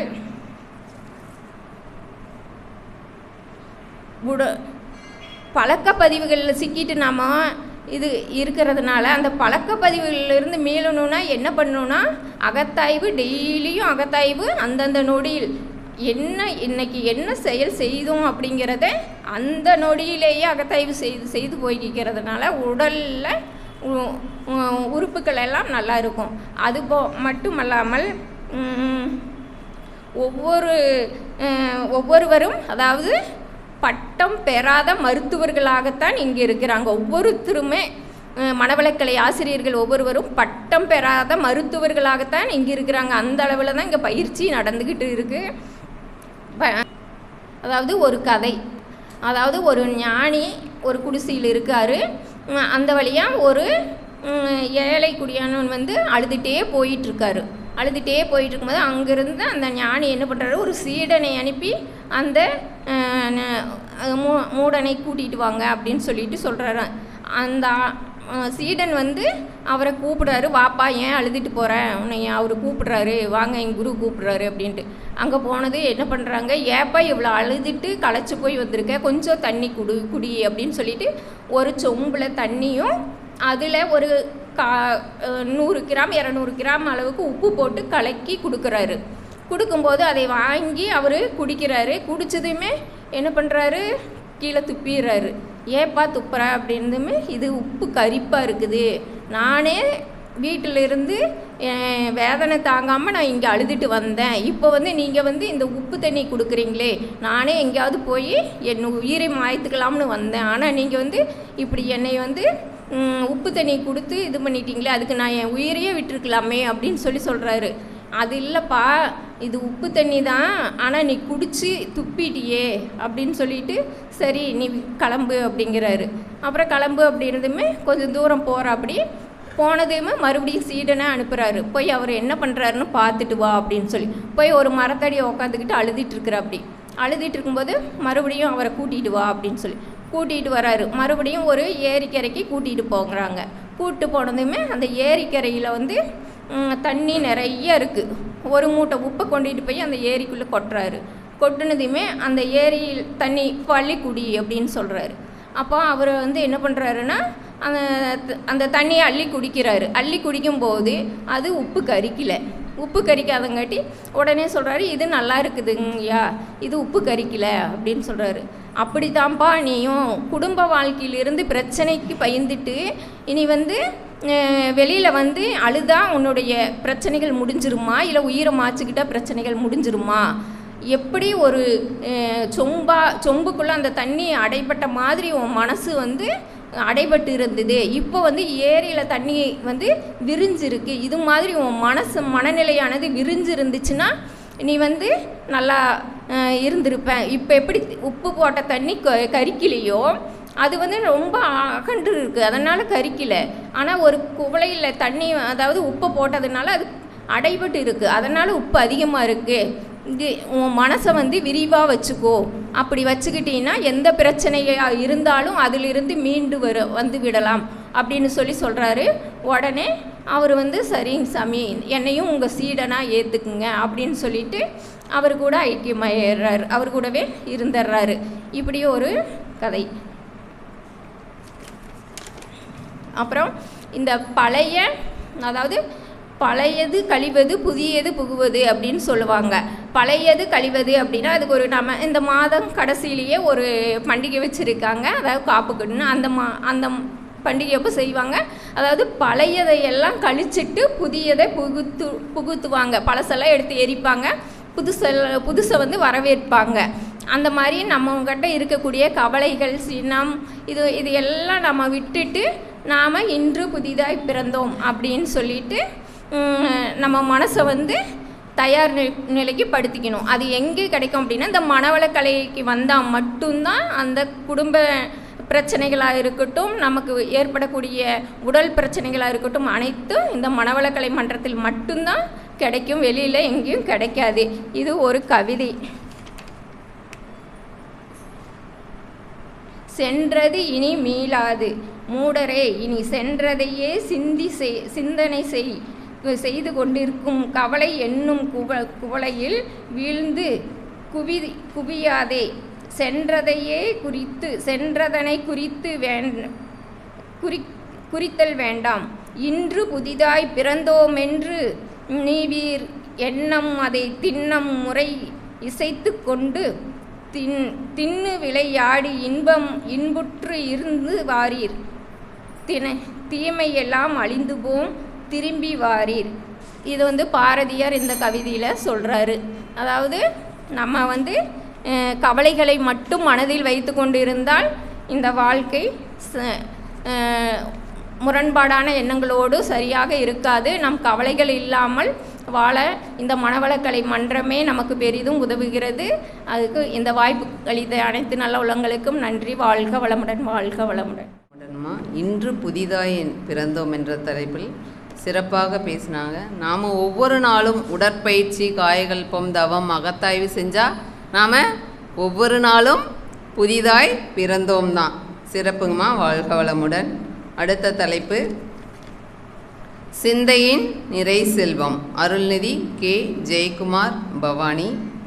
சிந்தையின் நிறை செல்வம். சிந்தையின் ஆழத்தில் விதை விதைத்தால் சிறப்பின் மலர் தானாய் மலரும். தங்கம் சேர்த்த செல்வம் குன்றும், தங்கம் சேர்த்த செல்வம் குன்றும் நாள் உண்டு. தரமான சிந்தனை என்றும் நிலைக்கும். எண்ணங்கள் தூய்மையாய் உயர்ந்தால் எதிர்காலம் ஒளியாய் விரியும். அறிவே மனிதன் சுமக்கும் உண்மை செல்வம். அறிவே மனிதன் சுமக்கும் உண்மை செல்வம். அது சிதையாத பொக்கிசமாகும். அது சிதையாத பொக்கிசமாகும். பணம் மறையும், பதவி மாறும், பெருமை காலத்தோடு கரையும். சிந்தையின் நிறைவே செல்வமாய் இருந்தால் வாழ்க்கை என்றும் வளமாய் விளங்கும் என்று கூறி அவரை பேச அன்போடு அழைக்கிறோம். வாழ்க வளமுடன்.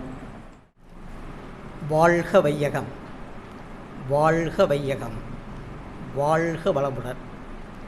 குரு வாழ்க, குருவே துணை. இந்த இனிமையான மாலை வேளையில் இங்கே இந்த கருத்தரங்குக்கு, சிறப்பான கருத்தரங்கிற்கு வருகை புரிந்திருக்கும் இருபால் அன்பர்களுக்கும் எனது இனிய ஆங்கில புத்தாண்டு நல்வாழ்த்துக்கள். எனக்கு கொடுத்திருக்கும் தலைப்பு சிந்தனையின் நிறைவே செல்வம். சிந்தனையின் நிறைவே செல்வம் என்ற தலைப்பில் பேச உள்ளேன். இதை வந்து எப்படி சொல்லலாம்னா, நம்ம பெரியவர் நம்ம மகரிஷி ஐயா அவர்கள் எண்ணம் ஆராய்தல்,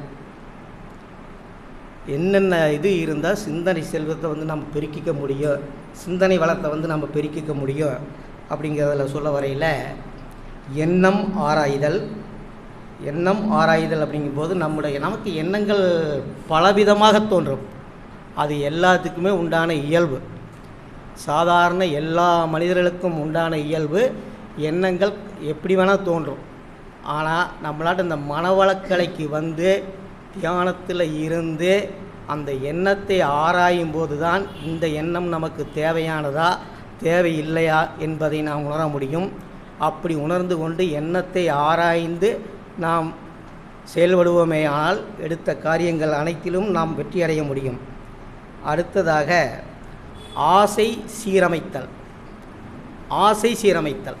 ஆசை இல்லாமல் இருக்க முடியாதுங்க மனசு. ஆசை இல்லைன்னா உலகத்தில் எதுவுமே இல்லை.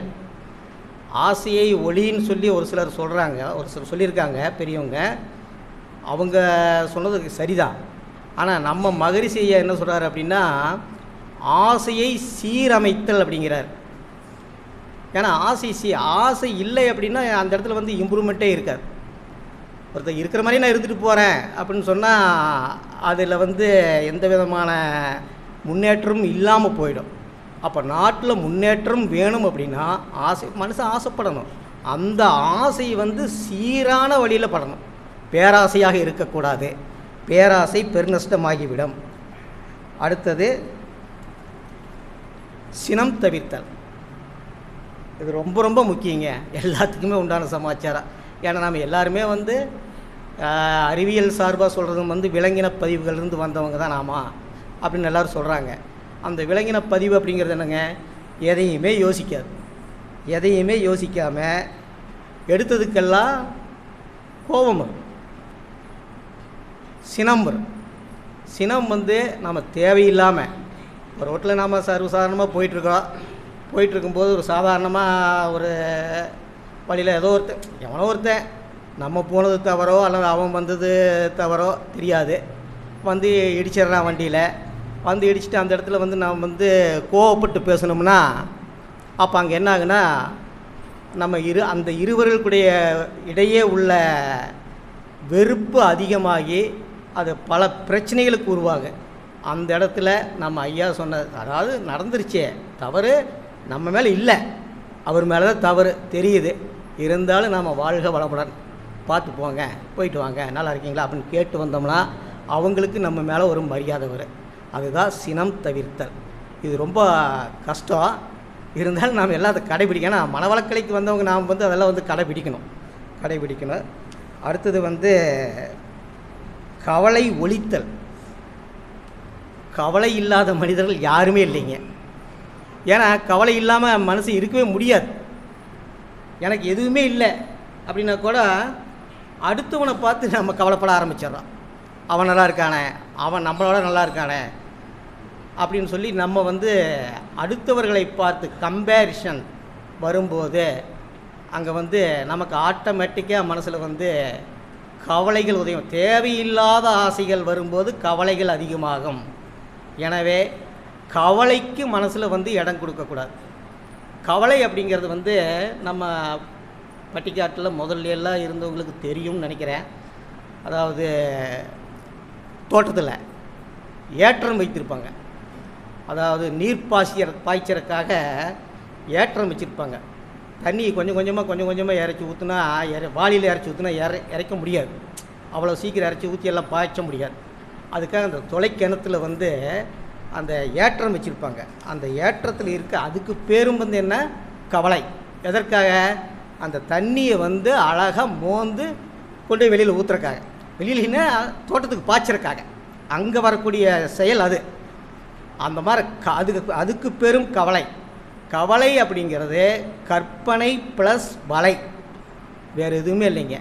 கற்பனையாக நாமளாக ஏற்படுத்திக்கூடியது தான் கவலை. கவலை என்று ஒன்று இல்லவே இல்லை. கவலை மனிதன் நம்மளை நாமளாக உருவாக்கி கொள்வது தான் கவலை. எனவே அந்த கவலையை அது நம்முடைய உடம்பில் இருக்கக்கூடிய ஆக்கப்பூர்வமான சக்திகளை அனைத்தையும் பாதித்துவிடும், கெடுத்துவிடும். எனவே கவலையை முடிந்தவரை கவலை இல்லாமல் இருக்க பழகிக்கொள்ள வேண்டும். நடந்தது நடந்துவிட்டு போகட்டும், நடப்பதை பார்ப்போம் என்ற எண்ணத்தில் சென்று கொண்டே இருக்க வேண்டும். அப்படி சென்று கொண்டே இருந்தமானால்தான் எந்த ஒரு நிலையிலும் நம்மால் நிலையாக செய்ய முடியும். அது உதாரணத்துக்கு சொல்லணும் அப்படின்னா, நான் இந்த மன்றத்துக்கு வரும்போது என்னால் முடியுமா, கவலை நம்ம உடல்நிலைக்கு நம்ம இவ்வளோ தூரம் போய் எங்கள் வீட்டிலேருந்து இங்கே வரதுன்னா கிட்டத்தட்ட ஒரு 8-9 கிலோமீட்டர் வரும். போய் நம்மளால் செய்ய முடியுமா அப்படிங்கிற ஒரு சூழ்நிலையெல்லாம் இருந்தது.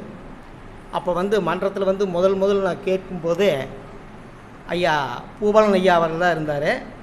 பூபாலன் ஐயா அவர்கிட்ட கேட்டேன், ஐயா நான் வந்து இந்த மாதிரி இதுக்கு வரலான்ட்டு இருக்கிறேன், மனவளக்க இதில் வந்து பயிற்சி எடுத்துக்கலான்ட்டு இருக்கிறேன், அதுக்கு என்ன தகுதி வேணும், என்னால் முடியுமா? என் மனசுக்குள்ளே எனக்கே கவலை பாருங்க, நம்மளால் முடியுமா அப்படிங்கிற ஒரு கேள்வி அவர்கிட்ட கேட்குறேன். அவர் சொல்கிறாரு, எப்படி நான் ஒரு 9 கிலோமீட்டர் பக்கமாக வர வேண்டியது இருக்குது, என்னால் வண்டியில் வர முடியுமா போய், ஏன்னா அப்போடைய என்னுடைய உடல்நிலை அந்தளவுக்கு மிகவும் மோசமாக இருந்த காரணத்தினால் வர முடியுமா என்ற சந்தேகத்தின் அடிப்படையில் நான் அவர்கிட்ட கேட்குறேன். அவர் சொல்கிறாரு, ஐயா மகரிஷி ஐயா சொன்ன ஒரே ஒரு கண்டிஷன், உடலில் உயிரும் உடலும் இருந்தால் போதும், மனவளக்கலையில் யார் வேண்டுமானாலும் சேர்ந்து கொள்ளலாம், மனவளக்கலை செய்யலாம், பயிற்சிகள் செய்யலாம். அதற்காகத்தான் எளிய முறை உடற்பயிற்சி ஐயா அவர்கள் 40 ஆண்டு கால சோதனைக்கு பிறகு தன்னைத்தானே அதில் சோதனையாக்கி கொண்டே தன்னைத்தானே பரிசீலித்து அதனை அடிப்படையில் சாராக பிழிந்து நமக்கு கொடுத்திருக்கிறார். யார் வேண்டுமானாலும் தாராளமாக வந்து இதில் இணைந்து கொள்ளலாம், இணைந்து கொள்ள முடியும், செய்ய முடியும். அதில் நீங்கள் செஞ்சீங்கன்னா உடல் நலம் நன்றாக இருக்கும். உடல் நலம் நன்றாக இருந்தால் ஆட்டோமேட்டிக்காக தியான பயிற்சியில் நீங்கள் ஈடுபட வசதியாக இருக்கும். ஏன்னா எதுக்காக சொல்ல வர அப்படின்னா, வர்றப்ப என்னால் அந்த மாதிரி முடியாமதே இருந்தது. ஆக்சுவலாக முடியுமா முடியாதா அப்படிங்கிற மாதிரிலாம் பல பிரச்சனைகள் இருந்தது. அப்புறம் வந்த பின்னாடி நான் ரெகுலராக வருவேனா, எனக்கு முதலாக உடற்பயிற்சி இதெல்லாம் சொல்லி கொடுத்தவர் ஆசிரியர் அஜித் ஐயா அவர்கள் தான். அவர் இருக்கிற மேடையிலேயே இன்றைக்கி நான் வந்து பேசுறதுக்கு வந்திருக்கு அப்படிங்கிறது எனக்கு ஒரு வாய்ப்பு, பெருமையாக நான் கருதுகிறேன். அதே மாதிரி உதயகுமார் ஐயா அவர்கள் நிறையா உதவிகள் செய்திருக்கிறார்கள்.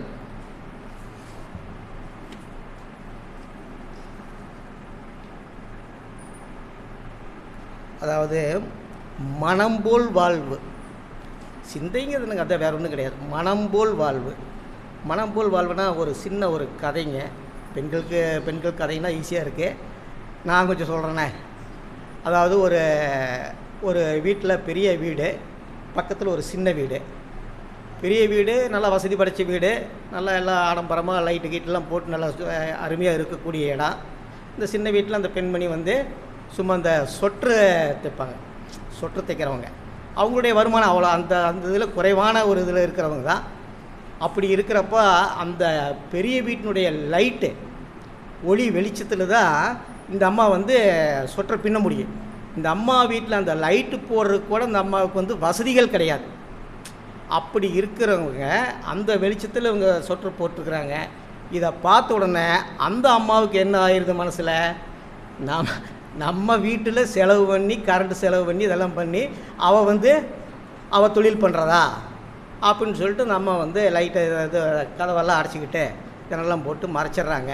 இந்த அம்மா வயிற்று பிழைப்புக்கு செஞ்சாகணுமே, வேலை செஞ்சாகணுமே, சாப்பிட்டாகணுமே, குழந்தைகளுக்கு கொடுத்தாகணுமே அப்படிங்கிறதுல அந்த அம்மா என்ன பண்ணுறாங்க, ஏடா பண்ணுறதுன்ட்டு யோசிக்கும் போது பார்த்தா தூரத்தில் பார்க்கும்போது ஒரு மலை உச்சியில் வந்து ஒரு விளக்கு எரியுது. அந்த விளக்கு வெளிச்சத்தில் போய் நாம் சொற்று பின்னலாம் அப்படின்ட்டு அங்கே போய் சொற்று பின்னுறாங்க. அங்கே போய் சொற்று பின்னிட்டு இருக்கும்போது அங்கே இருக்கக்கூடிய இந்த 12 நம்ம கதைகளில் வர்றதா புராண கதைகளில் 12 மாதங்கள், சித்திரை வைகாசி ஆண்டு இல்லைங்களா, அந்த 12 மாதங்கள் உள்ள தேவதைகள் வர்றாங்க. தேவதைகள் வந்து, ஏமா நீ வந்து உனக்கு வந்து பருவ காலங்கள், அந்த மாதங்கும் போது அவங்க வந்து என்ன சொல்கிறாங்க, அந்த பருவ காலங்களை பற்றி பேசுகிறாங்க. என்ன காலம், வெய்ய காலம்னா உனக்கு பிடிக்குமா அப்படின்னு கேட்குறாங்க. வெய்ய காலம்னா எனக்கு பிடிக்கும், ஏன்னா சூரியன் வெயில் உதயம் இல்லை அப்படின்னு சொன்னால் எந்த விதமான உற்பத்தியும் இல்லாமல் போயிடும், மக்கள் வாழ முடியாது, எனக்கு வெயில் காலம் ரொம்ப பிடிக்கும். அதாவது அந்த அம்மா சொல்கிறது எல்லாமே பாசிட்டிவாக சொல்லுவாங்க. அடுத்ததாக மழைக்காலம் ரொம்ப அற்புதமான காலம்மா. மழைக்காலம் இருந்ததுனாத்தான் நம்ம வந்து அழகாக வந்து மக்களுக்கு வந்து குடிநீர் தேவை, உயிரினங்களுக்கு ஜீவராசிகள் அனைத்திற்கும் தேவை தண்ணீர் தேவைப்படுது, அது அந்த இது கிடைக்கும். அதனால் மழை வந்து எனக்கு ரொம்ப பிடிக்கும், அது மழையில் நனைந்து விளையாடுவது எனக்கு ரொம்ப ரொம்ப பிடிக்கும் அப்படின்னு சொல்லி அதோட ப்ளஸ் மட்டும் சொல்கிறேன். அப்படி அடுத்ததாக இன்னொன்று சொல்கிறேன். அடுத்தது கேட்குறாங்க, அப்போ அறுவடை காலம், அதாவது வெள்ளம் மேலே முடிஞ்சுன்னா அறுவடை காலம் வரும் இல்லைங்களா? அறுவடை காலம் வருங்க. அறுவடை காலம் இல்லைன்னா எப்படிமா, ஒரு தொழில் செய்கிறாங்க, அறுவடை காலம் இருந்தால் தான் மக்களுக்கு வந்து உணவு கிடைக்கி, அதனால் அறுவடை காலம் எனக்கு வந்து ரொம்ப ரொம்ப பிடிக்கும் அப்படின்னு அந்த அம்மா சொல்கிறாங்க. அடுத்ததாக அப்போ குளிர்காலம் அப்படின்னு கேட்குறாங்க.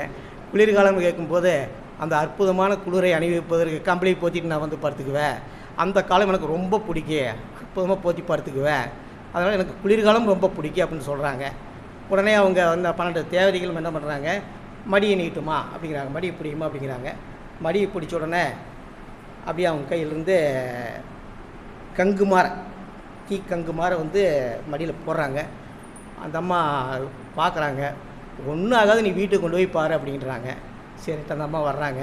அந்த அம்மா வந்தோடனே வீட்டில் வந்து பார்க்கும்போது போட்டது கங்கு, ஆனால் வீட்டில் வந்து பார்க்கும்போது அத்தனையும் தங்கக்கட்டிகள்.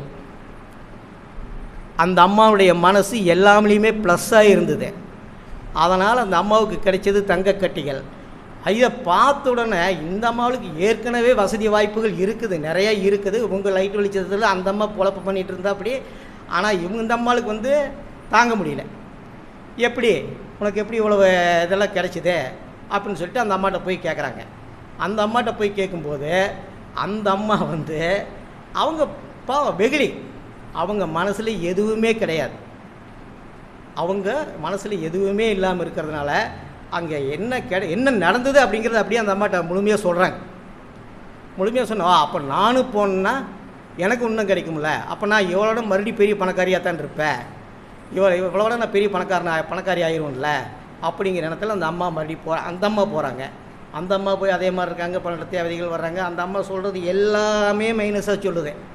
வெயில் அந்த வெயில் என்னால் வந்து இருக்கவே முடியாதுங்க, அது ஒரு வெயில் ரொம்ப பிடிக்காது அப்படின்னு சொல்லுது. மழையில் நனைஞ்சிட்டு எவனுங்க இது பண்ணுறது, மழையில் நனைஞ்சி உடம்பு காய்ச்சல் வந்துடும், அது வந்துடுது அப்படி அந்த அம்மா சொல்கிறாங்க. அப்புறம் அறுவடை காலம், அந்த காலம் வந்துட்டாவே ரோட்டில் நடமாட முடியாதுங்க, பூரா ரோடு ஊரம் போட்டு பூரா அறுத்து போட்டு வச்சுருவாங்க, அதெல்லாம் அறுவடை முடியாதுங்க அப்படின்றது.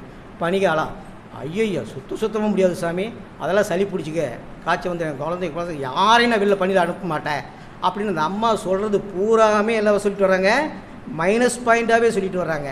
இந்த அம்மா சொல்கிறது எல்லாமே ப்ளஸ் பாயிண்ட்டாக சொன்னாங்க, அந்த அம்மா சொல்கிறது எல்லாமே மைனஸ் பாயிண்ட்டாக சொன்னாங்க. அதே மாதிரி அந்த அம்மாளுக்கும் வந்து அந்த தேவைகள் வந்து கங்கை கொடுக்குறாங்க. அதை வாங்கிட்டு வந்து அந்த அம்மா வந்து வீட்டில் வந்து பார்க்கும்போது அவை அனைத்தும் விஷ சந்துகளாக மாறிவிட்டது. அது எதுக்காக சொல்ல வரேன்னா, மனம் போல் வாழ்வு,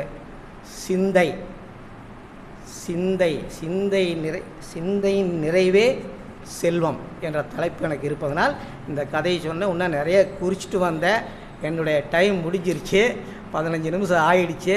அதனால் வந்து நான் இத்துடன் முடிச்சுக்கிறேன். இன்றைய பொழுது இனிய ஆங்கில புத்தாண்டு நல்வாழ்த்துக்களை உங்கள் இருபால் அன்பர்கள் அனைவருக்கும் அருட்பேராற்றல் கருணையினால் உடல் நலம், நீலாயுள், நிறை செல்வம், உயர்ப்புகழ், மெய்ஞானம் ஓங்கி வாழ்க வளமுடன் என வாழ்த்தி விடைபெறுகிறேன். வாழ்க வளமுடன். வாழ்க வளமுடன் ஐயா. சிந்தையின் நிறை செல்வம் என்ற தலைப்பில் எல்லா விதமான தலைப்பையும் உள்ளே கொண்டு வந்துட்டார். எண்ணம் ஆராய்தல், ஆசை சீரமைத்தல், சினம் தவிர்த்தல், கவலை ஒழித்தல், இதில் எல்லா தலைப்பையுமே கொண்டு வந்து சிந்தையின் நிறை செல்வம் எதுனா, நம்ம எண்ணங்களை தூய்மையாக வச்சுக்கிட்டால் நம்ம செல்வம் தானாக நம்மளை வந்து தேடி வந்துடும் அப்படிங்கிற கருத்தை நல்லா சிறப்பாக நமக்கு எடுத்து சொன்னார். வாழ்க வளமுடன் ஐயா. அடுத்த தலைப்பு 1000 இன்பங்கள்.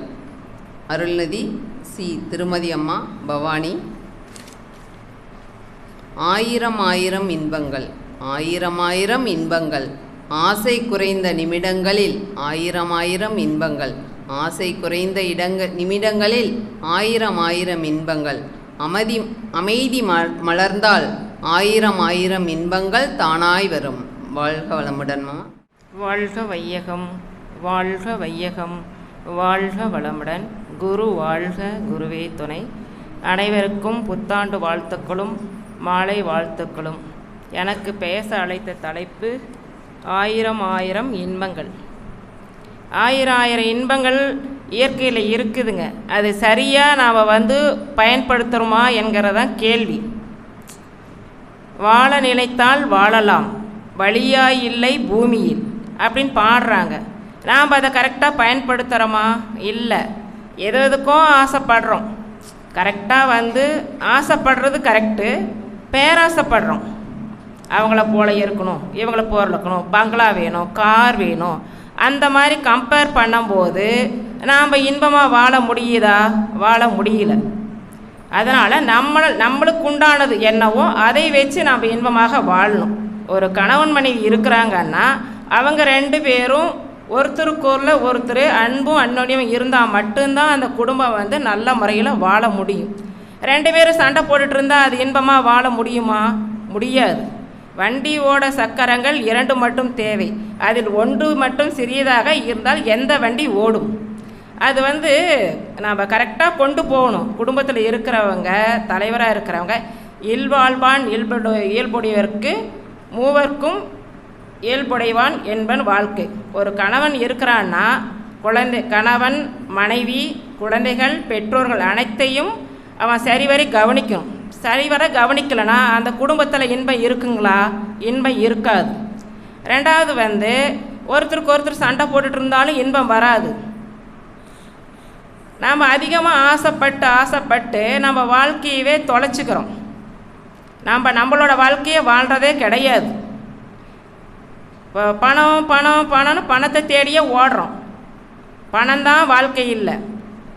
வாழ்க்கைக்கு பணம் தேவை தான், அவசியமாக தேவை தான். அதுக்கும் பணமே வாழ்க்கையே இல்லை.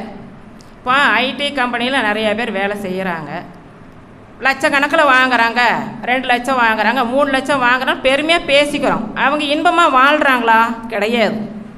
இன்பமே கிடையாது. கணவன் மனைவி இருவரும் உட்காந்து சிஸ்டத்தையும் நேரம் பார்க்க வேண்டியது, சாப்பிட வேண்டியது, மறுபடியும் எழுந்திரிச்சு அதை பார்க்க வேண்டியது, அதிலே முழிக்க வேண்டியது, அதிலே தூங்க வேண்டியது. அதில் என்ன இன்பம் இருக்குது? 2வது குழந்தைகளை நினச்சி பாருங்கள். குழந்தைங்கிட்ட நாம் யாராவது பேச முடியுதா? அன்பாக பேச முடியுதா? வேலைக்கு 2 பேர் போயிடுறாங்க. போயிட்டா அந்த குழந்தைங்கள அதுக்கிட்ட பேச முடியறதில்ல. 3 வயசு ஆகும்போதே, முன்னையெல்லாம் 6 வயசில் குழந்தைகளை கொண்டு போய் விட்டாங்க. நல்லா ஓடி ஆடி விளையாடிச்சு குழந்தைங்க, தாத்தா பாட்டி, இந்த மாதிரி அத்தை சித்தப்பா சித்தியோடு வாழ்ந்து குழந்தைகள் நல்லா இருந்தது ஆரோக்கியமாக. இப்போ 3 வயசுலேயே ஸ்கூலுக்கு போ, எந்திரி, 5 மணிக்கு எழுப்பிவிட்டு அதை குளிக்க வச்சு சாப்பிட்டுச்சோ சாப்பிட்லையோ ஸ்கூலுக்கு போ, படினா அந்த குழந்தைங்களுக்கு வாழ்க்கையில் முதல்லையே துன்பத்தை உண்டு பண்ணிடுறோம். அந்த குழந்தைங்க எப்படி இன்பமாக வாழும்?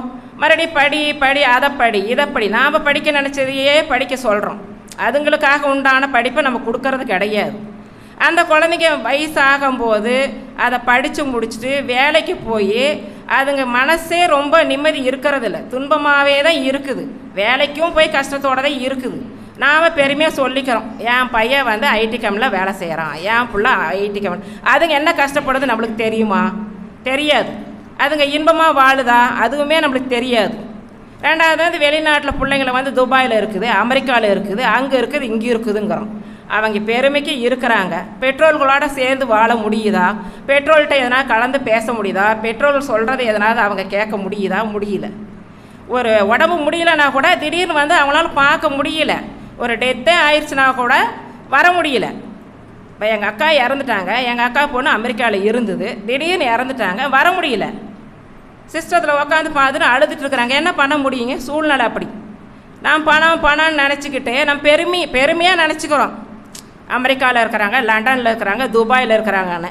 அவங்களும் கஷ்டப்பட்டு தான் வாழ்ந்துட்டுருக்குறாங்க. நாம் பெரியவங்க மட்டும் என்ன கஷ்டம் இல்லாத வாழ்கிறோம்? இன்பமாக வாழ்கிறோமா? பெற்ற குழந்தைங்க பக்கத்தில் இல்லைன்னா ஒரு கஷ்டத்தை கூட சொல்ல முடியறது. என்ன இன்பத்தை நம்ம அனுபவிக்கிறோம்? 1000 இன்பங்கள் இருக்குதான், அதை முறையாக நம்ம பயன்படுத்திக்கிறோமா? பயன்படுறதில்ல. அது மகரிஷி என்னங்கிறார், குடும்பத்தில் ஒரு புருஷன் பொண்டாட்டி இருக்கிறாங்கன்னு சொன்னாக்கா முதல்ல சிக்கனம், சிந்தனை, சீர்திருத்தம், இது 3மே வேணுங்கிறார். முதல்ல சிக்கனமாக வாழணும். ஒரு குடும்பத்தில் கணவன் கொண்டு கொடுத்தா அதுக்குள்ளே இருக்கிறத வச்சு நம்ம வாழணும். அது சிக்கனமாக இருக்கணும். சீர்திருத்தம்னா குழந்தைங்களுக்கு இப்படி அப்படி நல்லது கெட்டது சொல்லி கொடுத்து சீர்திருத்தம் செய்யறோம். அதுக்கப்புறம் சிந்தனை, இப்படி தான் இருக்கணும், இப்படி தான் வாழணும் அப்படிங்கிற ஒரு முறையோடு வாழணும். அதை பின்பற்றினாவே நல்லா வாழலாம் அப்படிங்கிறார். மகரிஷி எண்ணத்தை பற்றி 10 வருடம் ஆராய்ச்சி செஞ்சாராம். ஆராய்ச்சி செஞ்சு எண்ணத்தை பற்றி அவர் எல்லாமே சொல்லிட்டார் பாதி நான் சொல்ல வந்ததெல்லாம். 10 வருஷம் ஆராய்ச்சி செஞ்சு எண்ணம் தான் வந்து மனம்தான் எண்ணமா. எண்ணத்துக்கு தாய் தந்தை வந்து மனசுக்கு தாய் தந்தை தான் எண்ணமா. அதுக்கு பிறந்த குழந்தைகள் தான் 6 குழந்தைகள் வந்து அருகுணமா.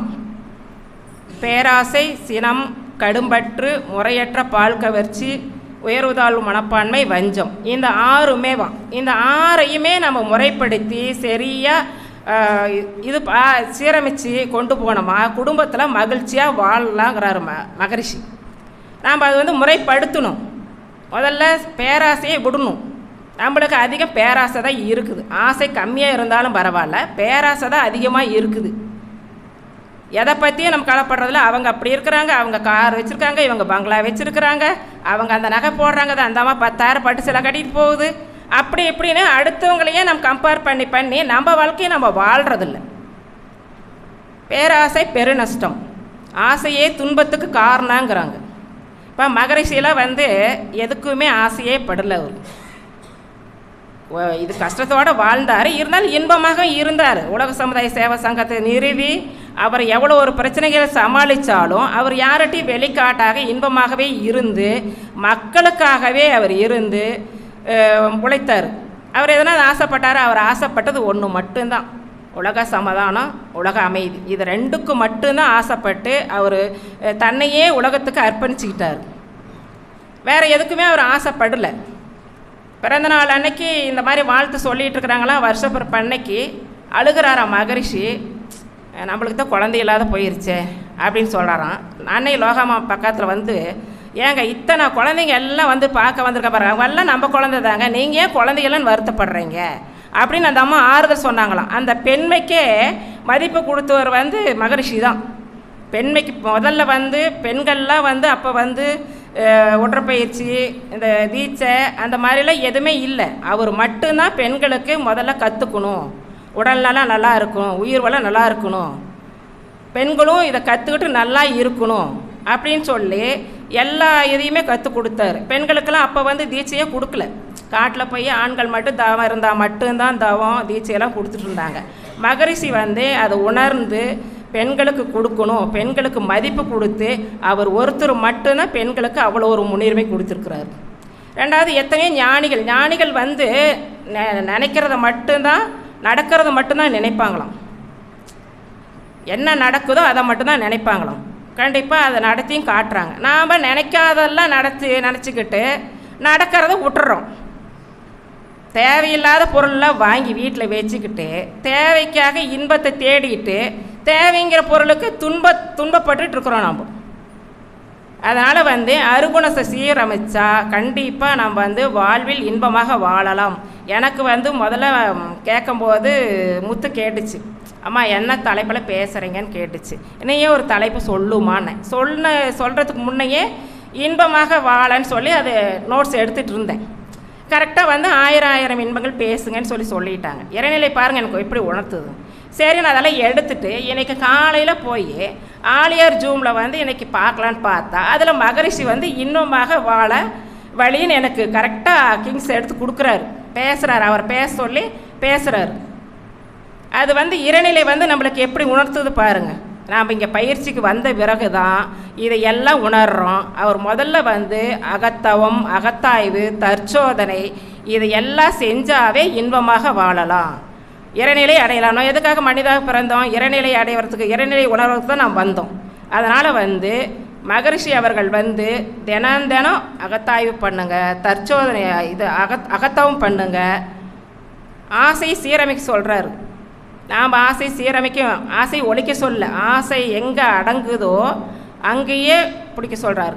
அது அடங்கிருச்சுன்னா அது விட்டுட்டோம்னா மறுபடியும் அது வஞ்சமாக மாறி நம்மளுக்கு தலை தூக்கும். அதனால் வந்து ஆசையை அடக்க வேண்டாம், ஒழிக்கவும் முடியாது, சீரமைங்கிறார். நாம் ஆசையை சீரமைக்கணும். ஒரு குறிப்பிட்ட ஒரு 20 இது மட்டும் எடுத்து ஆசையை சீரமைச்சு இது வேணும் இது வேண்டாம் அப்படிங்கிற மாதிரி முறைப்படுத்த சொல்கிறார். நாம் இப்போ மனவளக்கலைக்கு வந்த பிறகு தான் அதை பற்றி தெரிஞ்சுக்கிறோம். அதுக்கு முன்னாடி நம்மளுக்கு எதுவும் தெரியறதில்ல. எல்லாத்துக்குமே தான் ஆசைப்பட்டுட்டு இருந்தோம், எதை எடுத்தாலுமே. இப்போ சாப்பிட்றதே வந்து கரெக்டாக சாப்பிட்டா தான். அதிகமாக சாப்பிட்டா என்ன வரும்? துன்பம் வரும். அது தெரிஞ்சே நம்ம சாப்பிட்றோம். துன்பம் வருதுன்னு தெரியுது, தெரிஞ்சுமே சாப்பிட்றோம். என்ன காரணம்? அது பழக்கம். ரெண்டாவது, ஒரு பால் வந்து அடுப்பில் வச்சிடுறோம், அது வந்து பொங்கி வருதுன்னு தெரியுது, அதுக்காட்டி நம்ம ஏதோ ஒரு வேலையை செஞ்சுட்டு வரலான்னு தெரிஞ்சு அது பொங்கி வந்துடுது. இதே மாதிரி தினம் செய்ய செய்ய அது என்ன ஆகும்? அது அலட்சியம். அலட்சியம்னு சொல்கிறாரு. அந்த மாதிரி தப்புகளை செய்ய செய்ய அது அலட்சியம், அறியாமை, உணர்ச்சி வயப்படுதல். எதுக்கு எடுத்தாலும் நம்ம கோவப்பட்டுக்கிட்டு சத்தம் போடுறது, உணர்ச்சி வயப்படுறது, அதெல்லாம் இருக்கவே கூடாது. அறியாமை, அலட்சியம், உணர்ச்சி வயம், இது மூணுமே இருக்கக்கூடாது. அதையுமே முறைப்படுத்துனீங்கன்னா வாழ்க்கையில் இன்பமாக வாழலாம் அப்படிங்கிறார். நாம் வரவுக்கு தகுந்த செலவு பண்ணணும். அளவுக்கு மேலே ஆசை இருந்தால் நிம்மதி இருக்குமா? இருக்காது. வரவுக்கு தகுந்த செலவு பண்ணினா நிம்மதியாக இருக்கலாம், இன்பமாகவும் வாழலாம். அந்த காலத்துலலாம் நிறையா எல்லாம் கூட்டு குடும்பமாக இருந்தது, பெரியவங்க சொன்னதை கேட்டாங்க. இப்போ அப்படி இல்லை. எல்லாம் தனித்தனியாக போய்கிட்டு வெவ்வேறு ஊருக்கு போயிட்டு 10 குழந்தைக்கு 12 குழந்தைங்கள பெற்றுக்கிட்டாங்க. அப்போயெல்லாம் எந்த கஷ்டம் இருந்தது? எல்லாம் சந்தோஷமாக வாழ்ந்தாங்க.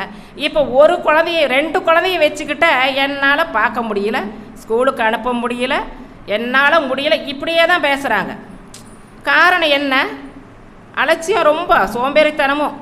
நம்ம குழந்தைங்க நம்ம தான் பார்க்கணும், நம்ம தான் படிக்க வைக்கணும், நம்ம தான் கஷ்டப்பட்டு பண்ணணும். நம்மளுக்கு வந்து கணவன் மட்டும் வேண்டும், குழந்தைகள் வேண்டானே சில பேர் நினைக்கிறாங்க. இப்போ கல்யாணம் பண்ணுறவங்க எல்லாமே சீக்கிரம் ஏன் குழந்தை பெற்றுக்கலாம் கேட்டால் மெதுவாக பெற்றுக்கலாம். இப்போ என்ன, லைஃப்பை என்ஜாய் பண்ணிவிட்டு மெதுவாக பெற்றுக்கலாம். வயசானவர் படி பெற்று குழந்தைகளை நம்ம வளர்த்த முடியுமா? படிக்க வைக்க முடியுமா? கல்யாணம் பண்ண முடியுமா? அது இந்த காலத்தில் விற்கிற விலைவாசிக்கு நம்ம என்ன பண்ண முடியும்? ஒன்றுமே பண்ண முடியாது. அதனால் வந்து எதையுமே இன்பமாக வாழணுன்னா ஆசையை சீரமைக்கணும். அந்த 6 குணத்தை சீரமைச்சாதான் நாம் இன்பமாக வாழ முடியும்னு மகரிஷி சொல்கிறார். அடுத்தது வந்து ஒரு கதை. 2 பேர் ஆத்தோரமாக போயிட்டுருக்குறாங்களாம்மா, ஃப்ரெண்ட்ஸுங்க 2 பேரும். மூட்டை ஒன்று மிதந்து வருது. சரி போய் பிடிடாதுலலாம் நகை பணமெல்லாம் வரும், நம்ம எடுத்து ஆளுக்கு பாதி வச்சுக்கலாம் அப்படின்னு இவனை தள்ளி விட்டுறான் கூட இருந்தவனை. அவன் போய் உள்ளார விழுந்துடுறான். விழுந்துட்டு கொஞ்ச நேரம் ஆகியும் வரல. ஏன்டா மேலே வரமாட்டேங்கிற, அங்கேயே இருக்கிறேன்னா? எங்கடா என்னால் வர முடியுது, என்னை இந்தாட கையை பிடிச்சா இந்தாட பிடிக்குது, இந்தாட பிடிச்சா இந்தாட பிடிக்குது, என்னால் மேலேயே வர முடியல. என்னடான்னு பார்த்தா கரடியாம். கரடி போய் விழுந்து அது இந்த பக்கம் பிடிச்சா இந்த பக்கம் பிடிக்குதான், இந்த பக்கம் பிடிச்சா இந்த பக்கம் கூடுதான்.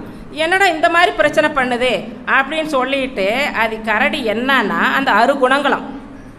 6 குணங்கள் நம்மளை விடுதா? ஏதோ ஒரு இதை கொண்டு சேர்த்து விடுது. ஒன்று பேராசை, இல்லையா சினம், இல்லை கடும் பற்று, இல்லை முறையற்ற பால் கவர்ச்சி, உயர்வு அவன் நல்லா இருக்கிறான் நாம் நல்லா இல்லை அப்படிங்கிற உயர்தர மனப்பான்மை, இது எல்லாம் வச்சு வஞ்சமாக மாறிடுது. வஞ்சமாக மாறி நீ என்னை பேசுனீல உன்னை வச்சுக்கிற இரு, வச்சு பார்க்குற இரு அப்படின்னு அது மாறிடுது. அந்த குணங்களை எல்லாமே முறைப்படுத்தி வாழ்ந்தா இன்பமாக வாழலான்னு மகரிஷி சொல்கிறாரு.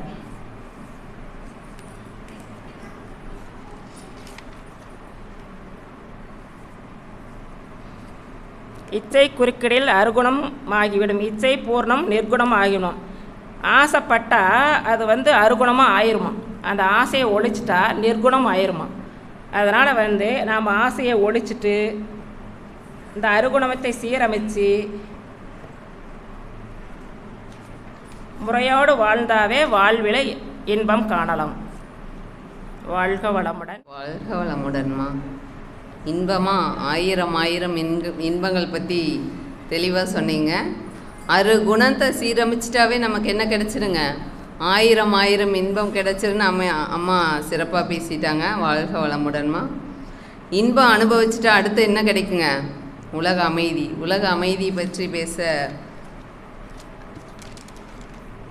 அருள்நிதி எஸ் அஜித்குமார் அவர்களை அழைக்கிறோம். உலக அமைதி. ஒரே வானம் கீழ் பல மொழிகள் பேசினாலும், ஒரே வானம் கீழ் பல மொழிகள் பேசினாலும் இதய மொழி ஒன்றே, அது அன்பு. இதய மொழி ஒன்றே, அது அன்பு. எல்லை கோடுகள் மட்டுமே, எல்லை கோடுகள் மட்டுமே. மனங்களில் சுவர்கள் இல்லையேல் துப்பாக்கிகள் மௌனமாய் தாளாட்டு பாடும் உலகம். கண்ணீருக்கு நிறமில்லை, இரத்தத்துக்கு மனமில்லை. மனிதன் ஒன்று சேர்ந்தால் பூமி சொர்க்கமாகும். வாள் களைந்து வார்த்தை பிடிப்போம், போர் மறைந்து பாசம் விதைப்போம். உலக அமைதி ஒரு கனவு அல்ல, உலக அமைதி ஒரு கனவு அல்ல, ஒவ்வொரு மனிதனின் பொறுப்பு. உலக அமைதி ஒரு கனவு அல்ல, ஒவ்வொரு மனிதனின் பொறுப்பு. போர் மௌனமாய் பாசம் பேசும் நாள் உலக அமைதி என்ற தலைப்பில் பேசவர் அருள்நிதி அஜித்குமார் அவர்களை அன்போடு அழைக்கிறோம். வாழ்க வளமுடன். வையகம் வாழ்க வையகம் வாழ்க வளமுடன். குரு வாழ்க குருவே துணை. சிந்தனையை உடல் நலத்தை சீரமைத்து ஊய்வித்த குருவே அன்பே. அனைவருக்கும் இனிய மாலை வணக்கம். சான்றோர் பெருமக்கள் அனைவருக்கும் இனிய ஆங்கில புத்தாண்டு நல்வாழ்த்துக்கள். வாழ்க வளமுடன். இன்றைக்கி எனக்கு கொடுக்கப்பட்டு இருக்கக்கூடிய தலைப்பு உலக அமைதி. உலக அமைதி மகரிஷிக்கிட்டெல்லாம் வரலன்னா நமக்கு இந்தளவு விரிவடைஞ்சு நம்ம யோசிச்சிருப்போம்மா. பெரும்பாலும் நம்ம இன்றைக்கி புத்தாண்டுனா எல்லோரும் ரெசல்யூஷன் எப்படி எடுப்போம்? நான் நல்லா இருக்கணும், என்கிட்ட என்னென்ன குணம் இருக்கோ, எதெல்லாம் என்கிட்ட ஒரு பழக்கமாக இருக்கோ அது எல்லாத்தையும் நான் எப்படி மாற்றிக்கிறேன். நேற்று நான் வேறு மனுஷனாக இருப்பேன், ஆனால் நியூ இயரில் இருந்துன்னா என்கிட்ட இருக்கக்கூடிய கெட்ட பழக்கத்தை என்ன அதிலேருந்து நான் என் அறிவு என்ன சொல்லுதோ அதுக்கு தகுந்த மாதிரி மாற்றிக்குவேன். கரெக்டாக இத்தனை நாளாக மனசு வேண்டாம் உடற்பயிற்சி செய்யணுன்னா இல்லை இன்றைக்கி வேண்டாம் நாளை காலையில் செஞ்சுக்குவோம். மெடிடேஷன் செய்யணுன்னா வேண்டாம் இன்றைக்கி ஒரு நாள் செய்யலைன்னா என்ன ஆகிட போகுது அப்படின்னு மனசு பெரும்பாலும் என்ன சொல்லுதோ அதை கேட்டுட்டு நம்ம பாட்டுக்கு அமைதியாக இருந்துக்குவோம். ஆனால் புத்தாண்டு இந்த மாதிரி முக்கியமான நிகழ்வில் நம்ம என்ன யோசிக்கிறோம்? ரெசல்யூஷன் எடுத்துகிட்டு இன்னையிலேருந்து நான் கண்டிப்பாக ஒரு புதிய மனுஷனாக மாறிடுவேன் அப்படின்னு சொல்லிட்டு ஒவ்வொருத்தரும் ஒவ்வொரு ரெசல்யூஷன் எடுத்திருப்போம். நம்ம மன்றத்தில் ஒவ்வொரு வருஷமும் நம்ம முதல்ல வருஷ பிறப்பில் என்ன ஆரம்பிப்போங்க? உலக நல வேள்வின்னு சொல்லிட்டு எதை வாழ்த்துறோம்? உலகத்தை வாழ்த்துறோம். அந்த உலகத்தில் என்னென்னலாம் நம்மக்கிட்ட அதில் வையகத்தில் வாழ்த்து இருக்கிறோம்? வெறும் நம்ம மனித குலத்தை மட்டுமா வாழ்த்துறோம்? அதில் என்னென்ன ஜீவராசிகள்லாம் வாழ்த்துறோம்? என்னது? அனைத்து ஜீவராசிகளும். கரெக்டாக? இதில் உயிரினங்களை தாண்டி மலைகளையோ நீர் இல்லை அப்படின்னா காற்று இதை பற்றியில் ஏதாவது நம்ம சிந்திக்கிறோமா? ஆனால் என்ன எல்லாமே வந்துடுது. ஆனால் நம்ம மனசு அதெல்லாம் ஏற்றுக்குமா? எல்லாருக்கும் நம்மக்கிட்ட எவ்வளோ சொத்து இருக்குதுங்க?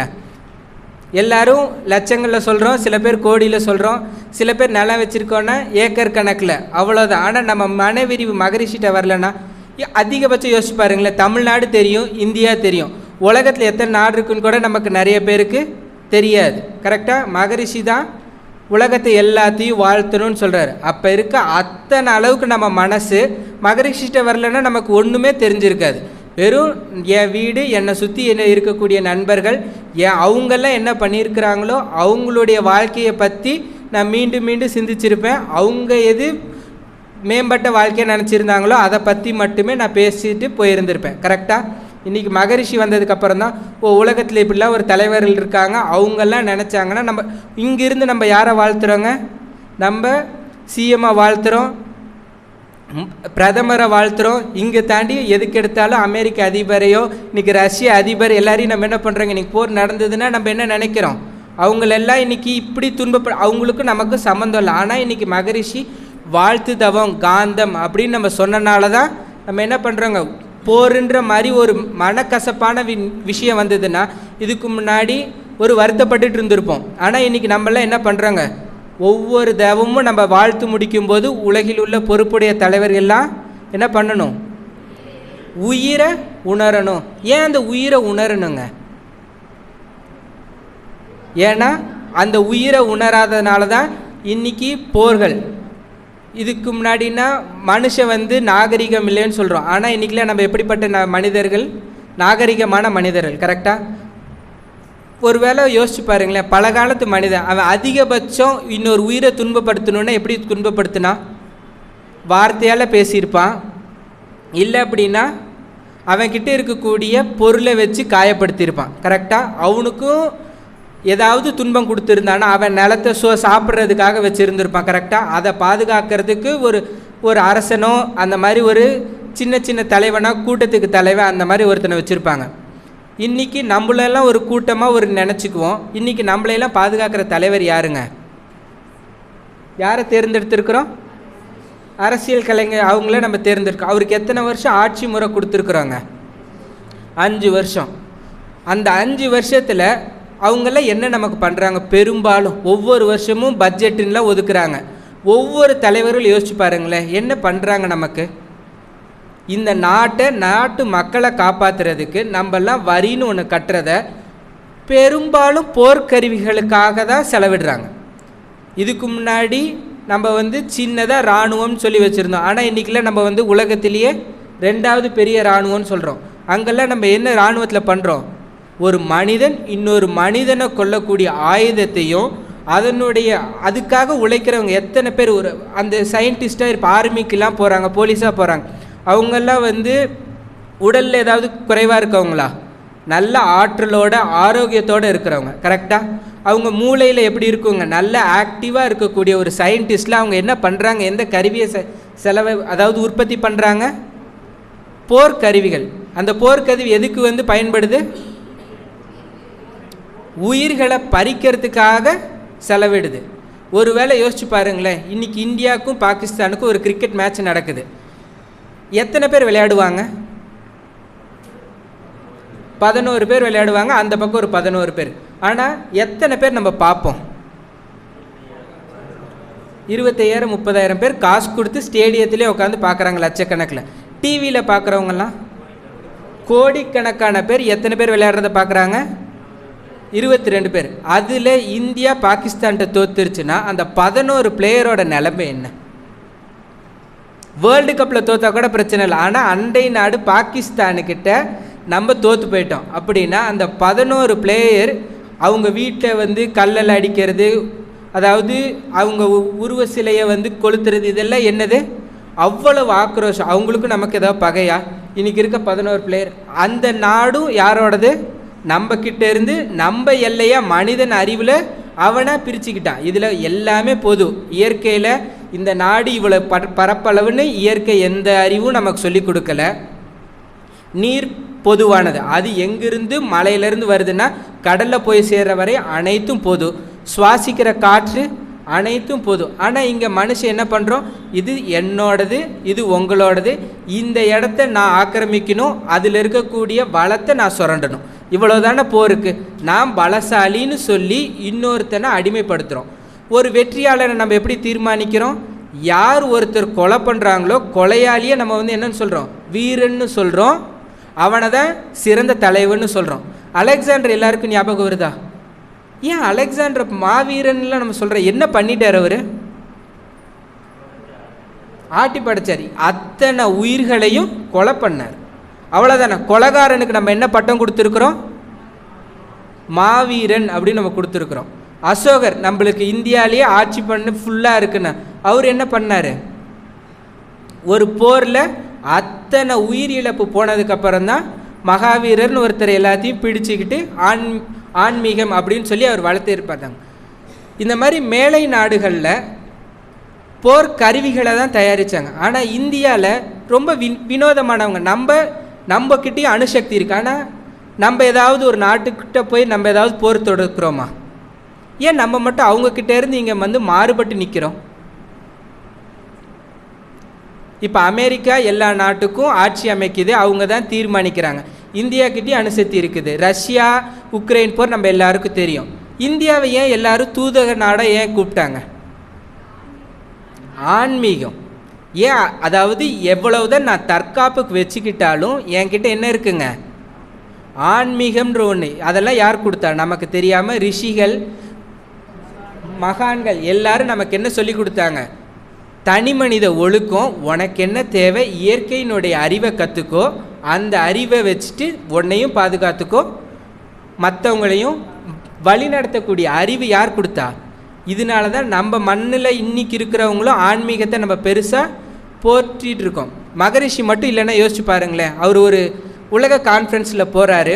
போகும்போது வானால், அதாவது 27 மாடி கட்டிடமா, அதாவது ஐக்கிய சபை நியூயார்க் நகரத்தில்.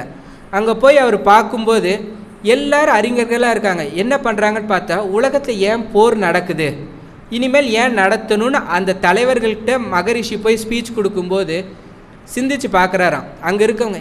ஏன்னா பெரும்பாலும் அதிகாரம், பணம். இன்றைக்கி நான் ஒரு பொருளை நான் இன்றைக்கி வியாபாரம் பண்ணுறேன்னா ஒரு பிஸ்னஸில் இருக்கவங்க 50% லாபத்தில், இப்போ ஒரு 10 ரூபா பொருள்னால் நான் அதிகபட்சம் நான் ஒரு 15 ரூபா 20 ரூபாய்க்குள்ளே பிஸ்னஸ் பண்ணுவாங்க. அதே இந்த போர் கருவிகளை வச்சு வேலை செய்கிறவங்க 400% ப்ராஃபிட் வைப்பாங்களாம். எவ்வளோங்க? இப்போ 1 ரூபா பொருளை 400 ரூபா கொடுத்து நம்ம வாங்கி எதை பாதுகாத்துக்கிறோம்? நாட்டை பொருளுக்கு, அதாவது இனிமேல் நான் போருக்கு, அதாவது தன்னுடைய மக்களை பாதுகாக்கிறதுக்காக ஒரு அரசாங்கம் வலிமை இல்லாதவங்க 400% கொடுத்து வாங்குறாங்க. எத்தனை நாடு முடியும்? இதே ஒரு கொரோனா அந்த மாதிரி வந்தது, அந்த டைமில் நம்ம எல்லாருக்கிட்டையும் கஜானா கம்மியாக இருந்தோடனே நம்ம எதுக்கு முக்கியத்துவம் கொடுத்தோங்க? எது கொடுத்தோம்? உணவு, அடுத்தது மருத்துவம். கரெக்டாக எல்லா உயிரையும் காப்பாற்றணுன்னு. அப்போ உயிரினுடைய மதிப்பு நமக்கு இவ்வளோ தெரிஞ்சவங்களுக்கு ஒவ்வொரு வருஷமும் இராணுவத்துக்கும் எத்தனை பேர் இறக்குறாங்க. சமீபமாக போன வருஷம்லாம் அமரன்னு ஒரு படம் வந்தது. கரெக்டாக எல்லாரும் என்னமோ தன் வீட்லேயே ஒரு துக்கம் நகர்ந்த மாதிரி ஒரு ஃபீல் பண்ணாங்க அந்த கேரக்டரை பார்த்து. ஆனால் ஒவ்வொரு வருஷமும் ஆட்சியருக்கு நடந்துக்கிட்டே தான் இருக்குது. இன்றைக்கி எத்தனை பேர் இறந்தாங்க நமக்கு தெரியாது. ஆனால் யாரோ ஒருத்தர் இன்றைக்கி ஏதோ ஒரு மலை உச்சியிலையோ இல்லை பாலைவனத்திலையோ ஏதோ ஒரு இடத்துல இன்றைக்கி போர் யாருன்னே கண்ணுக்கே தெரியாத ஒருத்தவங்களுக்காக இன்றைக்கி உயிர் நீத்திருப்பாங்க. இது எல்லாம் ஏன் நடக்குது? வழி நடத்துறதுக்கு மத தலைவர்கள் இருந்திருக்கணும். கரெக்டாக பெரும்பாலும் மதச்சண்டை இல்லைன்னா என்னது எல்லை கட்டுப்பாடு. இது எல்லாம் இன்றைக்கி இருக்க மத தலைவர்கள் எல்லோரும் என்ன சொல்கிறாங்க? இந்தியா மதச்சார்பில்லாத நாடு. கரெக்டாக நம்ம கிறிஸ்டின் நேற்று 25ஆம் தேதி கொண்டாடினதுக்கே இங்கே பெரிய அளவில் கேக் கொடுத்தாங்கன்னா வாங்கி சாப்பிட்டோம். நார்த் இந்தியாவில் நீ கொண்டாடக்கூடாதுன்றாங்க. இதே ரம்ஜான்னா நம்ம வளர்ந்துட்டோம். நம்ம பிரியாணி கொடுத்தாலும் போய் வாங்கி சாப்பிட்டுக்கிறோம், கேக் கொடுத்தாலும் சாப்பிட்டுக்கிறோம். ஆனால் இன்றைக்கி நிறைய பேரால் அதை ஏற்றுக்கவே முடியல. எனக்கு என்ன கடவுள் பிடிச்சிருக்கு, நான் அதை கும்பிட்டுக்கிறேன், உனக்கு பிடிச்சிருக்கா நீயும் கும்பிடு, அந்த கொண்டாட்டத்தில் நான் பங்கெடுத்துக்கிறேன். நம்ம இன்றைக்கி அந்த அளவுக்கு நம்ம வளர்ந்துட்டோம். ஆனால் இன்னும் பின்தங்கி இருந்தோன்னே யோசிச்சு பாருங்களேன். என் மதம் தான் பெருசு, நீ என் மதமாக நீ மாறிடு அப்படின்னா உண்மையாக உணர்ந்த ஞானிகள்லாம் யாரை கடவுள்னு சொல்லியிருக்காங்க? யாரை? உண்மை ஒன்றே கடவுள்னா சுத்தவெளி நமக்கு மகரிஷி. ஒருவேளை மகரிஷியில் நமக்கு இல்லைன்னா நம்மளும் அந்த மத கூட்டத்தில் யாரோ ஒருத்தர் மாதிரி நம்மளும் பின்னாடி சுற்றிருப்போம். கரெக்டாக எனக்கு பிடிச்ச, அதாவது பிள்ளையாரையாக இருக்கட்டும், இல்லை சிவனாக இருக்கட்டும், இல்லை எனக்கு இயேசு தான் பிடிச்சிருக்குன்னா யாரோ ஒருத்தரை, என் சிற்றறிவு கேட்டின ஒருத்தரை நான் பிடிச்சு வச்சுட்டு அவர் சொல்கிற எழுதி வச்சுருந்த அளவுக்கு மட்டுமே என் மனசு விரிவடைஞ்சிருக்கும். கரெக்டாக இன்றைக்கி எல்லையில்லாத ஒரு காந்தத்தில் இருக்கக்கூடிய அறிவுன்னு சுத்தவெளின்னு என் அறிவுக்கு உணர்த்தினது யாருங்க? மகரிஷி. இந்த உலக அமைதிக்கு அவர் போட்ட விதை எப்படிலாம் வரும்னு நினச்சிருப்பாருன்னு யோசிச்சு பாருங்களேன். வெறும் சடங்குகளாக, வெறும் அவங்க சொல்கிற பேச்செல்லாம் கேட்காம நீ ஒருத்தனா மாறணுன்னா அந்த விலங்கின கூட்டத்திலேருந்து என்னை தனித்து எப்படி கொடுத்துருக்கிறாரு? எனக்கு உடற்பயிற்சி கொடுத்துருந்தார். கரெக்டாக? ஏன்னா அவன் பழக்கத்துக்கும் விளக்கத்துக்கும் மாட்டியிருக்கான். அவனுடைய புலனின்பை என்ன பண்ணுங்க, மீண்டும் மீண்டும் பறித்துண்ணல் இல்லைன்னா அவனை மற்ற உயிரை துன்படுத்துறதுக்கான எல்லா வேலையும் செஞ்சுருக்கோம். இப்போ நான் உடற்பயிற்சி செய்யும்போது எனக்கு என்ன ஆகுங்க, அந்த மற்றவங்கிட்ட இருக்கக்கூடிய பறித்துண்ணல் குறையுது. கரெக்டாக? நம்ம ஒவ்வொரு வருஷமும் இந்த ரெசல்யூஷனில் உடற்பயிற்சி கண்டிப்பாக செஞ்சிடணும். அந்த வீரி எவ்வளோ நாள் இருக்குங்க? என்னோடதில் ரொம்ப கம்மி. நான் வருஷங்கள் வேணால் நான் மனவளக்கலையில் அதிகம்னு சொல்லலாம், ஆனால் பயிற்சி தொடர்ந்து செய்கிறதுல மிக குறைவு. அதுக்கு அடுத்தது பார்த்திங்கன்னா தவம். எத்தனை பேர் கண்ணை மூடி நம்மளால் சும்மா உட்காந்துட முடிஞ்சிருது? எத்தனை பேர் ஒரு அரை நாள், நம்ம ஒரு நாள், இப்போ மாதத்தில் நம்ம மன்றத்தில் இப்போ 2 நாள் மௌனம் போடுறாங்க. காலையில் 10 மணிலேருந்து 6 மணி வரையும் நம்மளால் உட்கார முடியல. இந்த வெறும் டெய்லி மெடிடேஷன் அரை மணி நேரம் எடுத்து பாருங்களேன். வெறும் அரை மணி நேரம் நான் கண்ணை மூடி உட்காரதுக்குள்ளே தான் எனக்கு எத்தனை ஃபோன் கால் வரும்னு என் கண்ணை திறந்து என் ஃபோனை நான் திறந்து பார்க்குறது. என்னால் சும்மா உட்காந்து ரீல்ஸ் பார்க்க முடியுது, ஆனால் என்ன பண்ண முடியல, என்னால் உட்காந்து மெடிடேஷன் பண்ண முடியல. அது எத்தனை தடவை சொல்கிறாரு? காலையில் ஒரு தடவை சொல்கிறாரு, சாயந்தரம் ஒரு தடவை சொல்கிறாரு. அதுக்கு அடுத்தது தற்சோதனை. எத்தனை பேர் நம்ம தற்சோதனை செய்கிறோம்? கற்றுக்கிட்டதோடு சரி, அகத்தாய்வு 4 அகத்தாய்வு இப்போ 3ஆக குறைச்சிட்டாங்க. இது எல்லாத்துலேயும் நம்ம அகத்தாய்வெல்லாம் கற்றுக்கிட்டோன்னா அந்த குணங்கள் எல்லாத்தையும் நம்ம அறிவு கேட்டுருது, ஆனால் பழக்கத்துக்கு என்ன வரலிங்க, இன்னும் கொஞ்சம் கூட நம்மளால் கடைபிடிக்க முடியல. அதுக்கு அடுத்தது இன்னும் ஆசிரியரானவங்களுக்குள்ள இன்னொரு வேலையை வேறு சேர்த்து கொடுக்குறாங்க. தினம் அரை மணி நேரம் மகரிஷினுடைய கவிதைகளையோ இல்லை ஏதாவது படிங்கன்னு சொல்கிறாங்க. எவ்வளோ நேரம் படிக்க சொல்கிறாங்க? குறைஞ்சபட்சம் அரை மணி நேரம். எத்தனை பேர் சாத்தியம்? ஒரு மகரிஷி நம்ம கொடுத்துருக்க ஒர்க்கு மட்டும் ஒரு நாளைக்கு 24 மணி நேரத்தில் எக்ஸசைஸ்க்கு ஒரு 45 நிமிஷம், காலையில் மெடிடேஷனுக்கு அரை மணி நேரம், இதுலேயே காயகல்பம் நம்ம செஞ்சிடறோம். சாயந்தரம் காயகல்பம், அரை மணி நேரம் தவம், இதை தாண்டி நமக்கு வந்து அரை மணி நேரம் படிக்க சொல்கிறார். ஒரு நாளைக்கு 2.5 மணி நேரம் ஒதுக்க சொல்கிறாரு. இது இல்லாமல் நம்மளையே சர்வீஸ்க்கு வர சொல்கிறாரு, ஸ்கூலுக்கு காலேஜஸ்க்கெலாம். இவ்வளவு சொல்லி கொடுத்த நம்மளாலேயே இன்னும் உலகத்தை பற்றியோ தன்னை பற்றியோ புரிஞ்சிக்க முடியாதவங்க, எதை பற்றியுமே தெரில, வெறுமன ஒரு சிலை வழிபாடுலையோ ஒரு கருத்துக்களை மதத்துக்குள்ளே இருந்தாங்கன்னா எவ்வளோ பெரிய மாற்றம் வரும் யோசிச்சு பாருங்கள். இவ்வளவு டெய்லி ட்ரைனிங் கொடுக்குறாரு, இதெல்லாம் நீ கட்டாயமாக செய்யணும்னு. ஒன்றுமே இல்லை, நீ இருக்கிறதுல தினம் நமக்கு திருவள்ளுவர் சொல்லி கொடுத்துட்டாரு. நம்ம திருக்குறளை மட்டும் வச்சுட்டு எத்தனை மாற்றத்தை நம்ம கொண்டு வந்துட்டோம். நம்மெல்லாம் பகவத்கீதையில் வச்சுருக்குறோம், எவ்வளோ மாற்றம் வந்துருச்சு. நமக்கு பயிற்சி கொடுக்குறனால மட்டும்தான் நம்ம கணக்குக்கே எல்லாரும் முன்னாடி இருந்ததுக்கு இன்றைக்கி மனவளக்கலை வந்தப்போ தான் நம்ம மாறி இருக்கோன்னு ஒவ்வொருத்தருக்கும் தெரியும். கரெக்டாக? இந்த தனி மனிதன் அடுத்தது அடுத்த பொறுப்பு என்னவா வருதுங்க? அவருடைய பெரிய கனவு என்னது? உலகம். இது எத்தனை வருஷத்தில்? 150 ஆண்டு. கரெக்டாக? இன்றைக்கி சொல்லி எத்தனை வருஷம் ஆயிடுச்சு? 68 நம்ம கிட்டத்தட்ட தொட்டுட்டோம். இன்னும் நமக்கு பேலன்ஸ் எவ்வளோ இருக்குது? 80 வருஷம் இருக்குது. அதெல்லாம் கொண்டு போய் சேர்த்தக்கூடிய ஆள் யாருங்க? எல்லாருக்கும் இந்த பங்கு. கரெக்டாக? எல்லாரும் ஒவ்வொரு ரெசல்யூஷன் எடுத்துக்கிட்டோம். அழகாக இன்றைக்கி தினம் தூங்கி எழுந்திரிச்சோன்னே வையகத்தை ஒரு 3 முறை நம்ம போய், ஒரு வேளை பெரிய தலைவர்கள் நம்ம நேராக போய் உயிரை கொடுக்கலனாலும் அட்லீஸ்ட் நம்ம உயிரை வந்து காந்த களத்தில் கொடுத்து வையகத்தை வாழ்த்தி அமைதியாக எல்லோரும் சந்தோஷமாக வாழ இறையர்களும் குருவர்களும் நமக்கு எப்போதும் துணை நிற்கட்டும்னு அனைவருக்கும் ஆங்கில புத்தாண்டு மீண்டும் ஒரு முறை சொல்லிவிட்டு வாய்ப்புக்கு நன்றி கூறி விடைபெறுகிறேன். வாழ்க வளமுடன். வாழ்க வளமுடன். உலக அமைதியை பற்றி மிக தெளிவான விளக்கம் சொன்னார் அஜித்குமார் ஐயா அவர்கள். மன விரிவு இருந்தால் போதும், போர்க்கருவி இல்லாத உலகம். தனி மனித அமைதி மூலமாக தான் உலக அமைதி பெற முடியும் அப்படிங்கிறத மிக தெளிவான ஒரு விளக்க சொன்னார் அஜித்குமார் அவர்கள். வாழ்க வளமுடன் ஐயா. கருத்தரங்கம் தலைப்பு பாருங்கள், ஒவ்வொரு தலைப்பும் அப்படியே கண்டினியூஸாக ஒரு ஜாயினிங் மாதிரி வந்திருக்கும். எப்படிங்க? குருவின் மொழி. ஃபஸ்ட்டு என்ன கேட்குறோம்? நாம் குருவின் மொழியை நம்ம ஃபஸ்ட்டு கேட்குறோம். குருவின் மொழி கேட்டதுக்கப்புறம் என்ன பண்ணுறோங்க? நாம் இன்று தான் புதிதாய் பிறந்த மாதிரி உணர்கிறோம். குருவின் மொழி கேட்டோன்னே இன்று தான் புதிதாய் பிறந்தது போல் உணர்கிறோம். அந்த புதிதாய் உணர்ந்துக்கிட்டால் அது அடுத்தது என்ன கிடைக்குதுங்க?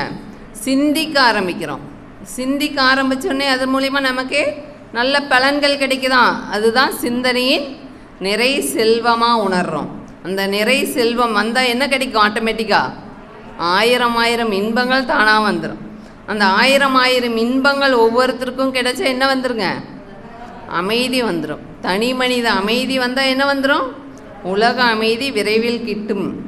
உலக அமைதி யாரோட எண்ணம்? மகரிஷியோட எண்ணத்தை நாம் என்ன பண்ணணும்? விரைவில் நிறைவேற்றும். அப்படின்னா நம்ம என்ன பண்ணணும்? நம்ம எண்ணங்களையும் உயர்த்திக்கிட்டே இருக்கணும்.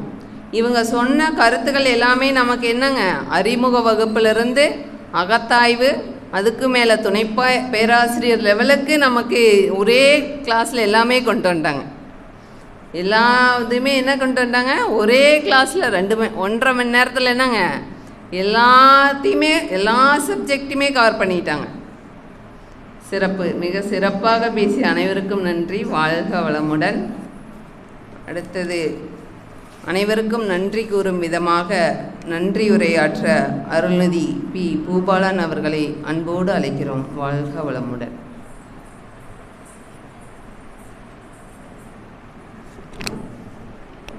குரு வாழ்க, குருவே துணை. வாழ்க வையகம், வாழ்க வையகம், வாழ்க வளமுடன்.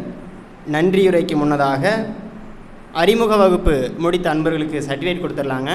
நமது மன்ற தலைவர் அம்மா பேராசிரியர் வி. மலர்விழிராஜன் அம்மா அவர்களை அன்போடு அழைக்கிறோம். ஒவ்வொருத்தர் பேராக படிக்கிறேங்க, மற்றவங்கெல்லாம் வாழ்த்தி நாம் அவங்களுக்கு சர்டிஃபிகேட் கொடுத்துடலாம். வாழ்க வளமுடன். அறிமுக வகுப்பு முடித்த அன்பர் ஜி. சக்திதாஸ் ஐயா அவர்கள், ஜி சக்திதாஸ் ஐயா அவர்கள் ஐயா அவர்களின் அன்பு குடும்பம் வாழ்க வளமுடன். ஐயா அவர்கள் அனைத்து பயிற்சிகளும் மேலும் கலந்து கொண்டு சிறப்பிக்க வாழ்க வளமுடன். அடுத்த பேர்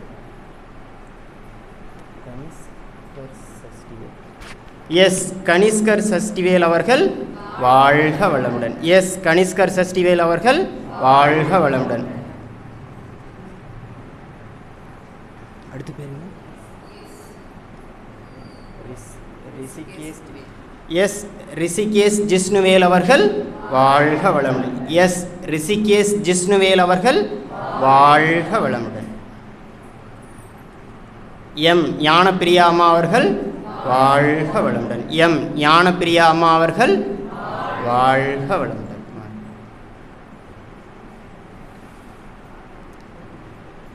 வாழ்க வளமுடன்மா. நன்றி. இறுதி நிகழ்வாக நன்றியுரை.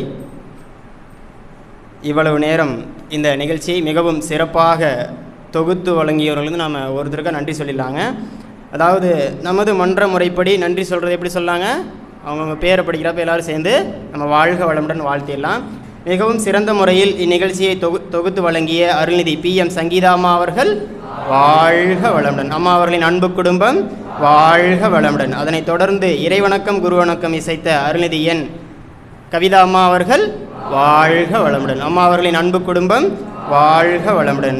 தவம் நடத்திய அருள்நிதி B பிரமிளா அம்மா அவர்கள் வாழ்க வளமுடன். அம்மா அவர்களின் அன்பு குடும்பம் வாழ்க வளமுடன். வரவேற்புரை நல்கிய அருள்நிதி V பிரபு ஐயா அவர்கள் வாழ்க வளமுடன். ஐயா அவர்களின் அன்பு குடும்பம் வாழ்க வளமுடன். ஐயா அவர்களுக்கு விரைவில் திருமணம் நடைபெற வாழ்க வளமுடன்.